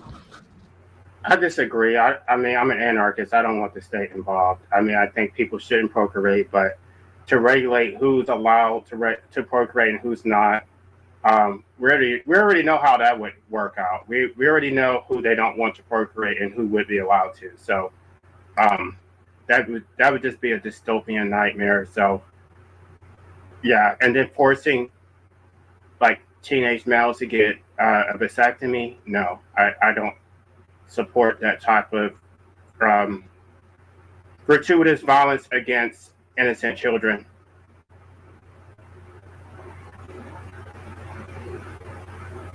Against life, you got anything to say?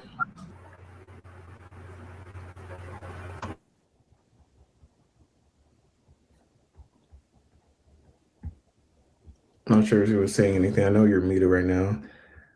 Please, whenever you got any, we always appreciate the female perspective. Like again, we always shout out the female, whatever it's like. We're all, for the three of us here, males and shit. Like we're always yapping and shit. And so whenever you have anything to say, like we are further in tune. Like hold up, against like you just dropped. But like it's just so valuable when you hear the female lens, voice. Because this can get so dominated with the masculine side of things, even though it's the same sentiment ultimately, but it just adds a different dynamic and nuance and bridging certain people to better hear these points. So yeah, but I do kind of, I'm sorry, but I do kind of want to jump in just one more, just a little bit to respond to what JC said, because I don't want to give the wrong impression that I'm somehow some sort of statist. Like I am not a statist whatsoever. I was just saying in terms of her comment, because I really don't want, I don't want people to think I'm some kind of statist or who needs the state. No, I'm just saying like in terms of perspective of her comment. I was just saying that I agree kind of with the premise of eugenicism. Not that I agree with the state mandating or anything like that. I don't agree with state anything. So, but yeah, I just wanted to clear that up, just in case some confusion might have been had. Please do. Yeah, that wasn't about you. I was referring to her. She's already okay. she's a statist, and we've had conversations before where she told me that she wants teenagers to get sterilized or whatever, and she wants to state she was on. Well, I don't. She's not on the panel, so I'm not going to try to like mansplain her position. But she was on the Tiff Man's show talking about all of this. Oh, okay. Got you. Yeah, she mentioned here too that, and this is like, I can respect because this is the reality. Yes, consent is clearly irrelevant, right? That's why we're here, right? It's just that we're supposed to progress. Like, things don't have to be so barbaric, like we can think of better ways to live. Like, just like this is why we're having this conversation, because we didn't ask, can people go? And so yes, without question, consent is irrelevant, but it's like, okay, because it's not relevant in nature, what can we do about it? But yeah, I appreciate your points, Witchy, for just, because like all of us are not really critiquing per se, but coming from a different angle of things. And so I always just appreciate when there's something that makes sense, with not necessarily opposing, but just pointing out different things that we know, but like it, it's just a different dynamic in the conversation. So thank you for your comments throughout, Witchy. But yeah, like I was just saying with this one, I saw from before, I wanted to bring it up at some point. So I said fitting after I already mentioned another point from her that again, yeah, consent is irrelevant. Like, so yeah, what are we gonna do about it? Like, that's what we have to have these conversations and be like, so because that's the case, what the fuck? Like this isn't good. And no, you good against life. Get the reps in, get the reps in. Shout out, enjoy that. Yeah, it was great having her on the chat. Right. It may not be relevant, but I think consent should be relevant. I don't think that force is legitimate. I don't think that, that we should have a society based on compulsion. Everything is compulsory. Your existence is compulsory. Your submission to democracy and institutions and capitalism, and then when you try to exit, they want to act like, oh, you're not here against your will. Wait a minute, Witchy. Wait. You specifically told me that I was not here by force. You said that nothing is forcing me to be here. That's what you said. I don't know. We can talk about this on my channel because I know she has some questions, but okay. Yeah, I'm not a statist, and obviously I don't support corporations. So even with restrictions, I still would not be okay with it. Same. Yep. And yeah, this is a battle of wills. Everything that we're talking about, like she says here, nothing can be accomplished without force. That's why we have to make these ways known, letting people know, connecting with people that can make these things of a higher magnitude. Because, with numbers, when we're talking in this kind of political realm type of sense, the numbers clearly matter. So yeah, for sure. But if nothing will be accomplished without force, does that mean that the people who take the more extreme approach, like maybe they have the better approach? The ones who go into clinics and do certain activities, that's essentially what is being implied here. We should not be appealing to reason. We should be appealing to force. Well, I would just say that force has pretty much been imposed upon us anyway. So like tick for tat, you're going to have it go the opposite direction. That is a fact of life. Like everything here is about force, and everybody who has a agenda of some sort, how do they usually enforce it? It's never by, oh, I'm going to ask you nicely. Like we would wish for that to happen. We would wish for, people to ask nicely about things that they want. But in general, anytime something has ever been imposed, it's always been carried out through the will of force. So, that might sound extreme, but it's just a fact of nature. Like it's a fact of civilization even. Civilization didn't get rid of that quality. Like we said, the state is the perfect example. the state only has legitimacy because it's able to enforce that against people. So it's compulsory. So we really shouldn't be afraid of compulsory actions going the opposite direction because, I mean, whether we like it or not, that's part of the struggle. I mean, the struggle is whose will is going to win out. And as she rightfully said, without any compulsory anything, then you won't get what you want. I mean, because that's how it is. Like the state only exists because of its compulsion. Yeah. I mean, I'm just saying that's pretty much. I'm just saying that's how it is. It's like I mean, breeders. That's what I said. I really don't think breeders have a say so about compulsory anything because, again, all the society is compulsory. You are compelled to pay taxes, compelled to go to work, compelled to do this, compelled to do that. And if you don't, they use threats against you. They take away things from you, and then ultimately lead into the more extremes of they use violence against you and imprisonment. So all of that is compulsory. I mean, life in general, in society and in the nature, is compulsory. It's just how it is. Yeah, because even if in terms of like going the more like diplomatic approach, you're gaining your I don't want to say compulsive force, but you're gaining traction, right? You're gaining more on your end to now make the different change that you're wanting to see, right? This is what I mentioned from that past stream with Rita, with what Amendum was saying, where he's like, oh, we need to have this democratic majority.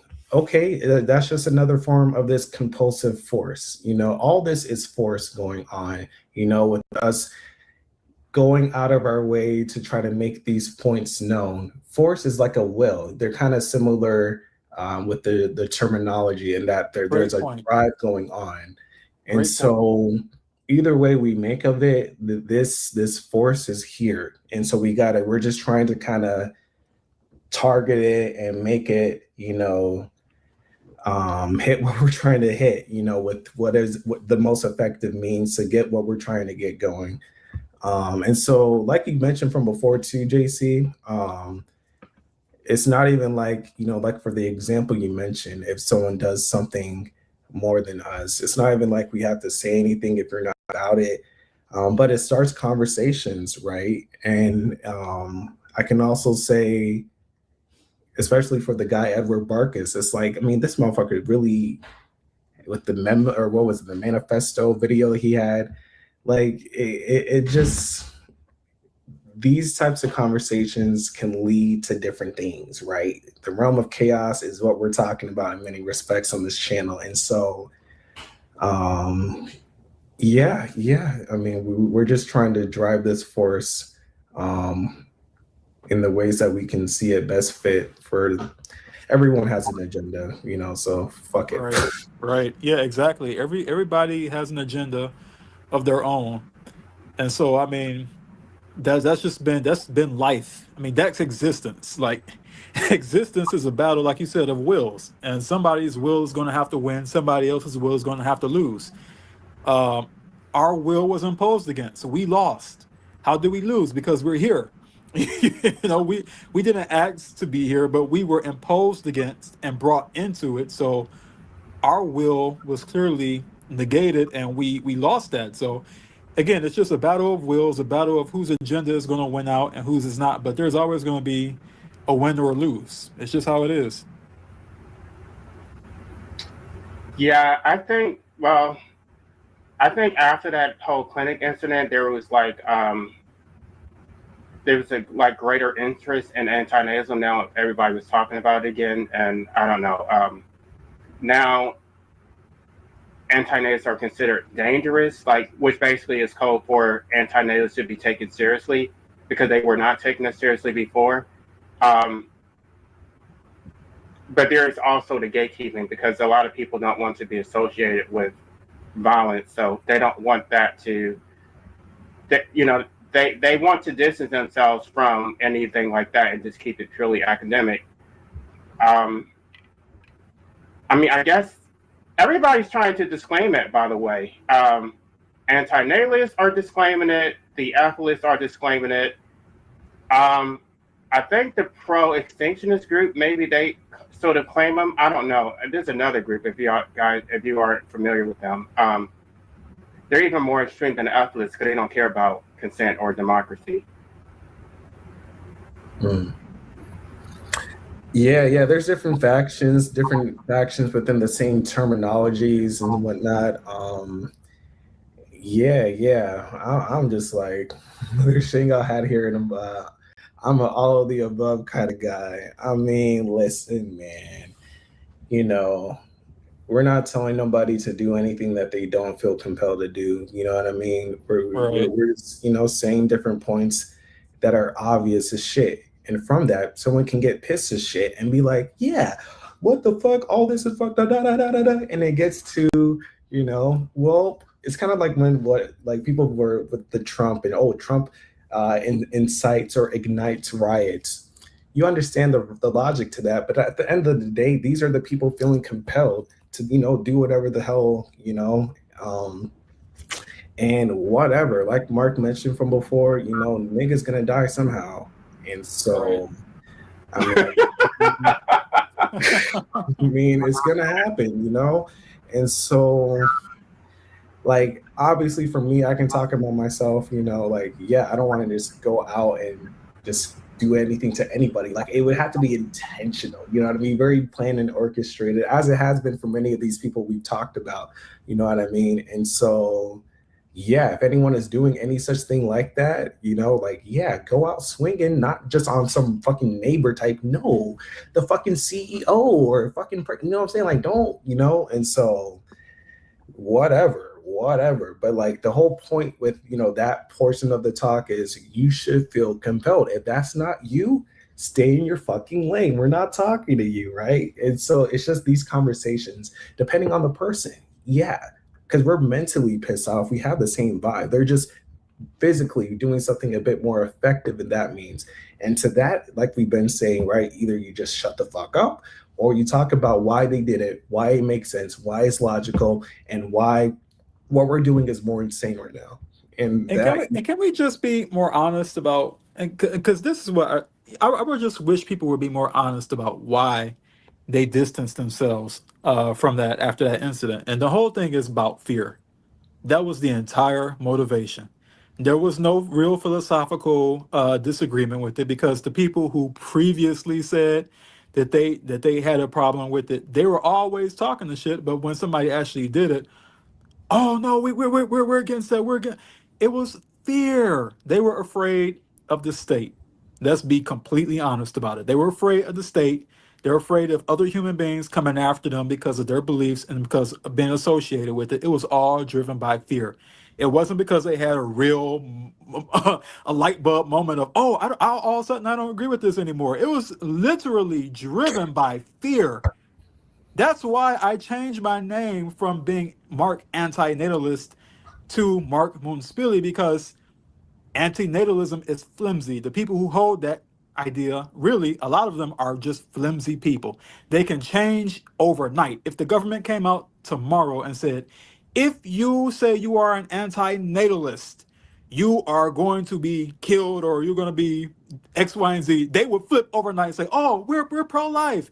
It's just fear-driven. That's all it is fear. So again, it goes back to the whole problem of the state and its power to induce force through fear. That was all that. That's all that the motivation was. It wasn't even really because they had an opposition to it. It was just because they were afraid. Just be honest. Yeah, I never looked at it like that, but I think you're right. Yeah, no, it's true, because it just comes back to, like, yeah, again, if you are saying something about that, for that clear event we're talking about, yeah, what exactly, and this is my thing, like, say stuff where it's promoting, the same thing. We're all the same vibe. It doesn't mean you have to do it. You know what I mean? Like, this is my thing with people. It's like we're not always going to be like all on the same page with everything. Like, you are your own unique sentient self. You know what I mean? Right. We're not telling you, you know what I mean? And so I think they focus on that. Like, oh, I wouldn't do that. No, Then don't do it then. we're like a team right now, you know? Like you have a pitcher, you have a catcher, you have a like whatever. Play your fucking part. And if that's your part, I'm sorry. No. Well, I'm the part that talks shit against because like no. Like don't say anything at all. You know what I mean? Or just focus on the points, you know, the actual philosophical, you know, academic. Focus on that and why they kept, you know what I mean? Because all it is, that's a cry out. That's all it is. It's like, well, goddamn, if I'm speaking and no one's fucking caring, they're gonna care now. You know what I mean? And so, like, it blows me. It blows me. You know. So, yeah, when another one's gonna happen, I'm telling you, you know, niggas getting tired, bro. Niggas are getting tired, and these are just different, like, spontaneous combustions type shit. You know, on some like Alu Akbar, like that's just all it is. Because yeah, I mean, and at the end of the day, that's all it is. That question why. That's that when you just focus on that, nothing else should matter. But see, these culture natalist people, they're just so glib. But yeah, you're right, Mark. Yeah, like how JC, yeah, these people are it's the fear. And it's just the animal instinct for survival or some shit that this Exactly. Exactly. And that's all it was. It was a drive out of the movements or whatever from fear. That's all it was. They didn't really care. They didn't have any real problem with what he did. It was just the fact that they were afraid of the state. And that's what did it. That was the prime motivator. The absolute prime motivator. It was the fear of the state. But again, like you said, nobody's telling you to go out and do anything you don't want to do. What we are saying is if you have a way that you want to do things, then go about whatever is comfortable for you. That doesn't have to always be violent. That doesn't have to be that you go out and do anything that you don't feel that you are able or wanting to do. Just talk. I mean, the problem with people nowadays is they underestimate the power of talking. Like, the idea of being able to speak an idea that holds power, that holds meaning, and people are so afraid to even just stand up in the crowd and say, "I don't like this." And then why? Because of the pushback of the people. Oh no, you don't like this and that. So again, it's like just go out and talk, speak your mind, speak freely. Is that so radical to do? To speak freely? I mean, like, is that where we've become? Like, where we're now afraid to speak? For fuck's sake, that's really bad. That's a bad situation. If you're afraid to talk, if you're afraid to speak an idea, that's bad. Like, you shouldn't be afraid to speak your mind on any position that you have. It should be free. That's the basic act of freedom, to speak. So just speak. Just say you don't agree with the shit and let it be known. You don't have to go out and do any crazy shit you don't want to do. Don't do it. Just speak. You know, like, come on now. Like, let's be real about it. Like, they act like we told people to just go out and do all kind of crazy shit. That's not what happened. You know, it's like, so if you want to just speak your mind, if you want to get your message out there, then do it. Sit in front of a camera. I mean, it's free to do that. Sit in front of a camera, press record, let the world hear your thoughts, and that has ripple effects. Somebody else might hear it's like, oh, yeah, he's right. Let me go tell this other person about what he thinks, and then the word spreads, the ripple effects happen. I mean, come on, there's more ways to skin a cat, like they say in the old way, you know, the old phrase, different ways to skin a cat, you know. Right. Nope, Yeah, nobody's man. saying you have to be violent, like, you know, whatever. No, that's what I was saying before with like people like promoting this type of echo of light that we're about in darkness, you know, with these different points and everything that we've been harping on. Like people, yeah, are devaluing that element of speech. You know, that's why people, you know, rightfully so, you know, gets to, oh, you have to do something violent. No, you don't. Do what you want. Are you even at least talking about it with a lot of these points? And that element is something we can all do better on, you know, with speaking your mind and speaking honest, you know, on the different scenarios, encounter circumstances within any one of our lives. You know, that's something that we can hold as a standard and continue to progress on for our own selves. You know, we're not all perfect. You know what I mean? There can be times where maybe you hide, you know, you're beating around the bush and this, that, because I'm there. You know, I'm not perfect when it comes to people in my life and this, that, the fourth. But no, those are the times that we should really be, if they already know, no, let them know again. You know what I mean? What we're about, what we're doing. And that's in part with this entropy, man. It's just when you continue putting that in the consciousness of people, you know, it will hit, you know. And so it's like again, I'm speaking for myself, you know. Someone's saying, well, what are you doing for the weekend? Oh yeah, I'm having this stream and I'm talking some hot shit, you know what I mean? And this is what we're talking about, because you asked for it. You know. We have to let people know what the fuck we're doing, you know.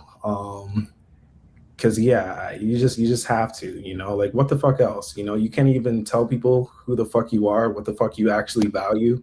Like fucking is crazy. And again, I'm not no better, you know. There's many ways, many times where I can put people on and I'm like, I can tell it's gonna, but no, have bridge that gap. Let that, you know, they're asking for it, especially when they ask for it. What are you doing? Da da da da.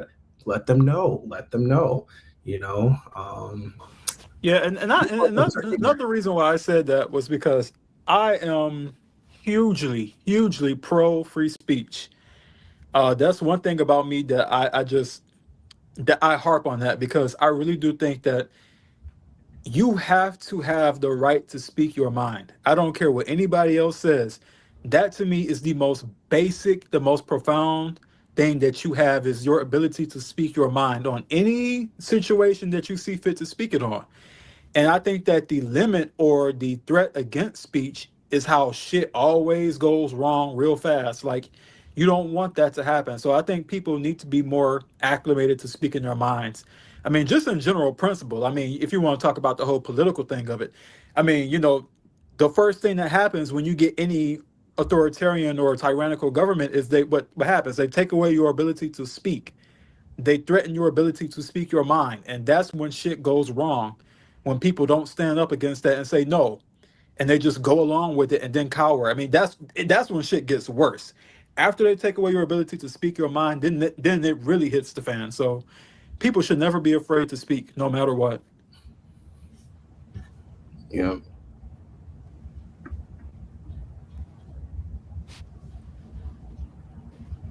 Any other topics, things that you guys have to want to get into? I mean, on my end, I think I'm pretty good. I think I said what I wanted to say with that. JC?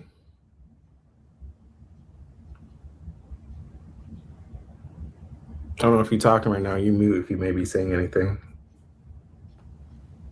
Yeah, his mic is off. Okay, yeah. But I think, yeah, I'm at this point. I wasn't even thinking. I thought this show was gonna be like not even 2 hours. So it just, I keep yapping. But these points have to be made, and I love the kind of. This is a great kind of concluding. Oh, go ahead, JC. Oh, I'm sorry. I had to step away for a minute. I didn't hear what you said. Yeah, was there any other topic, any other sub-mentioning point thing that you were wanting to get into at all? I don't know if I made the point earlier, but the right to a peaceful death is a natural right. It's not a right that the state can grant you. It's pre-political. It predates any governmental institution. It's based on the principle of self-ownership. That's why I would lean towards decriminalizing it as opposed to legalizing it with all of these state-imposed criteria. Yep, pre-state. That's the term right there. That's exactly it. It's these niggas are doing too much. Just like how you said it, for something that, yeah, we all are definitely about with the decriminalization. Like, we're telling y'all, just stop. Like, this is the thing. Like, motherfuckers are doing actually a lot, you know, with this natalist culture, you know, and they're holding us back. And so, yeah, we're just saying, leave us the fuck alone. And yeah, these things they're here. We've been here. We can die right now if we technically wanted to, right? And so, yeah, this whole state restriction is a major issue. So appreciate you saying that.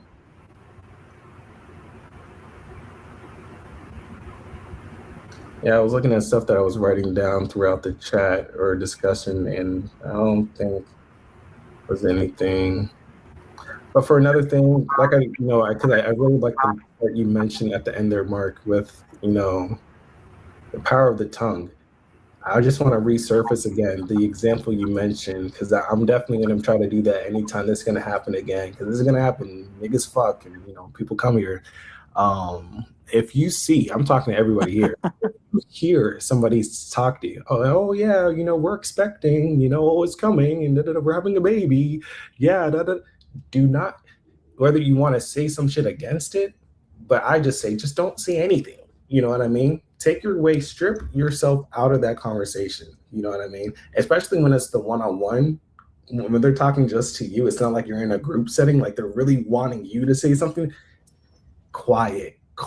That 13th, like we mentioned from the last stream, anti-cosmic voidism, do nothing, say nothing in those instances. Let them simmer in that. And then they're going to eventually say, because if you can do it, if you can do it, just look at them in the face, just straight, don't try to, but just try to just be like, or just, oh, I'm sorry, go ahead. oh, I'm good. I'm done. Go ahead. I didn't want to interrupt you there, but you just brought this up to my mind because and that's another thing I get a lot. Anytime this is brought up, they'll say, "Oh, well, people are still going to fuck." I mean, people like to fuck. I'm like, nobody is saying anything against that. I mean, you can have a brain, and you can figure out you don't have to, you don't have to orgasm inside of a woman's vagina to get her pregnant. You really don't have to do that. That's a point of choice. Okay, like you don't have to do that. I mean, you can self pleasure. I mean, self pleasure is so underrated. I mean, you don't have to do that. I mean, you can still get that pleasure without having to go the full way and have, penis and vaginal sex. I mean, you can avoid that entire route. You know what I mean? It's like so the choice to carry out the heterosexual sex act to bring forth a child, that's one of choice. I mean, you really don't have to do that to get pleasure out of. I mean, it's just so silly for people to say that. I mean, you could literally just masturbate and get it all out the way and never have to deal with it again. So crazy. Yeah. It's the one. The vampiric nature, man, because I'm sorry, that's what it is with relationships. And we know that as a man, like 90% of it is just you want a fucking play doll to fuck with. You know what I mean? Right. And it's just like, man, the dependency with this existence, where is that bad? Where that's, of course, like the initiator for why the fuck you even care to. But that's really what sustains, like we mentioned before. This is more so with the women's side. Someone mentioned before, like, people don't want to be lonely. That's more on the women's side. It's similar with the men, but it's lonely in the sexual extent. And this is what it's like, if you can be abstinent in that, and you kind of forgot the taste of the devil's apple, good, because it's when you try to experience it, it's like, oh man, and then you're trying to get it again and again and again. Yeah, it's just again vampiric, man. And this, man, fuck motherfuckers, man.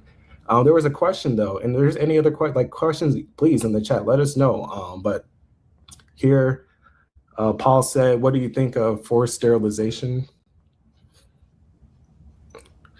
Whatever, if it happens, great, what the fuck, like whatever way that might happen or whatever, awesome. If niggas can just wake up, God forced it, whatever type of force, ghost, Holy Spirit, ghost, forced her, like, fine with me. There's been no reason for this to be happening anyway, in terms of the clear points we're mentioning. The only reason that it's happening is because this shit is barbaric. Yeah, so if there was to be a forced sterile, let me sign my signature, bro. Like, bro, Right. dude, like we're, like, yeah, in terms of the concept of it and the reality, yeah, this is some crime shit. We say it all the time. Imposing birth and death is a crime.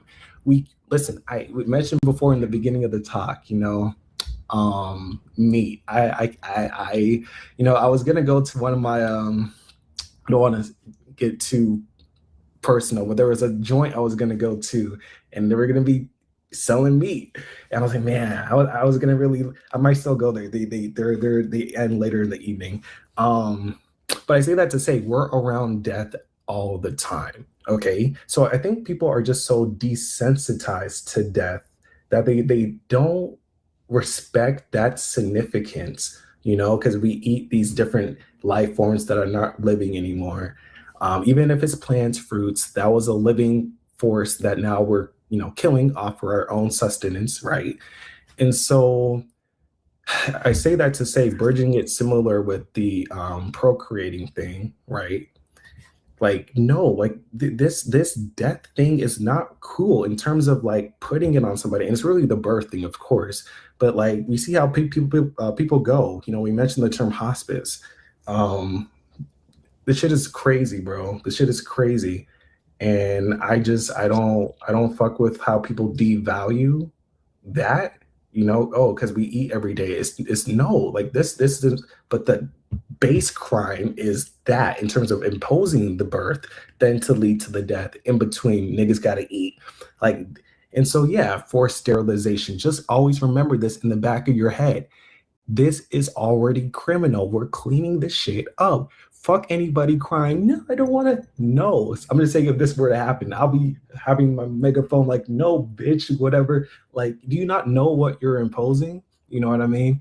Like just continue to remind, like, if people feel like, oh, I feel like I'm a bad person because I'm with this force still. No, get back to these points that we've been talking about, man. These motherfuckers are Facts. criminal, man. Remember that. So any one of us, yeah, Paul should be about that because this is crime, bro. I mean, yeah, if anything, I would say that you bringing more people into a existence where shit like cancer and all sorts of deprivations and sicknesses exist, and you know for a fact that once you're here, you're going to die somehow. I think that's fucked up. I think that's a horrible compulsion. I think that's a horrible force to do against somebody. So I mean, I think people are also insulated from really just how bad shit is on Earth. Like, I think people really don't see enough of the awful shit happening in life around them. They really don't. People are cloistered in society where they've been closed in and safe from the horrible, brutal bullshit of life and the shit that happens in nature. It's not good, it's not pretty, and everything on this world is being preyed upon or preying. That's what's happening. It's either you're going to be a predator or you're going to be a prey, and that's life on earth in every situation. That's life in existence. Predatory or prey. Okay, so it's a horrible, shitty situation. So to say that somebody wanting to stop that makes them a horrible or terrible person or awful person is such fucking bullshit. It's so stupid. That's like saying somebody is trying to stop somebody from being raped is a bad person. How? It's ridiculous. I mean, come on now. We're talking about stopping torture, stopping suffering. How could that possibly be something that's uh controversial? It makes no sense. People really need to get a grip and understand where they are in reality. And it's not pretty. Okay. So wanting to stop this in any kind of fashion is something that we all should frankly support. I mean, unless you like torture, I mean, then this is the place for you, apparently. If you're some kind of sick, sadistic fuck, then yeah, the world is a wonderful place. Have at it. But for everybody else who isn't a sadistic psychopath, we should want to stop this. Most definitely. JC, you got anything to say with any of the past few different things mentioned? Not really. I probably can't stay on too long, but I just wanted to thank you for putting this panel discussion together. And I hope people will listen to it. I don't know do you mind if I stream it on my channel also? Please. Okay. Yeah, I think some of my subscribers came over here, so I don't know if like Wishy was on my channel, but I met some of these people on Finding Gnosis' channel, so it's like we're just kind of cross-referencing like subscribers. So even though I had to start over from scratch because I lost my other channel, so yeah, they banned that channel, or how that happened again? yeah, I don't even know which video it was, but they took my channel down. I'm assuming because I talked about self-deletion. Was that the anti-natalist informant channel? Yeah. Yeah, 'cause I wondered what happened to that channel. I thought that maybe you had deleted it or something because I was looking for it and I was like, where did it go? No, they give. I mean, they're not even very specific. They give you vague, you know, claims that you're supposed to respond to. Oh, okay. Mhm. Yeah, Yeah. YouTube censorship is a really serious thing. Like these, I don't get it. They need to go back to how they were when they actually did allow people to speak their minds. Yeah, no, it's because I had a strike from one of mine. Was it a strike? It was something, like a warning, and I'm like, they didn't even really get into the specifics of what exactly was the issue. They're just like, oh, this was the general thing, and so whether you like it or not, I try to file an appeal. They're like, nope, we're gonna still put the warning. I'm like, whatever. Yeah, it's just this is a place where most people are at, so that's why I'm here. You know, I'm just trying to connect to whoever, as many people as we can. You know what I mean? And so we gotta fucking work with this bullshit. But yeah, there was a comment from Vazen. I think he wanted to hop on, so I posted it in the chat if my boy Vazen or anyone. I mean, but specifically if Vazen comes, I will tell the other person to please. My boy Vazen has something he wants to say. But yeah, for anyone else too, if you do want to join, I mean, you know, by all means, we for the three of us, we were pretty much good. I was maybe trying to go to different comments or whatever, but at this point, only if somebody wants to come in. But I know Vazen said that specifically. That's why I dropped that in the chat or anyone. Like I said, but if Vazen comes, I'm gonna have to tell the person, hold on, Vazen's here. And then we'll get to you if you have anything else you wanted to say. But JC, were you gonna say something right there? No, I mean, I got to get ready to go to work. Oh yeah, you good. You good. You are good to hop off. Thank you again for joining. I'm glad Yeah, that thanks for being here. Appreciate it. Yeah. Thank you. So many great points that you've had throughout. Yeah, just shout out JC. Thank you so much. And love your channel, by the way. Keep up the great work you're doing. I hope all the best in terms of everything you're trying to get done with that. And I'll definitely look up your music. I really want to check that out. I appreciate it. No problem. Have a good day. You too. All right.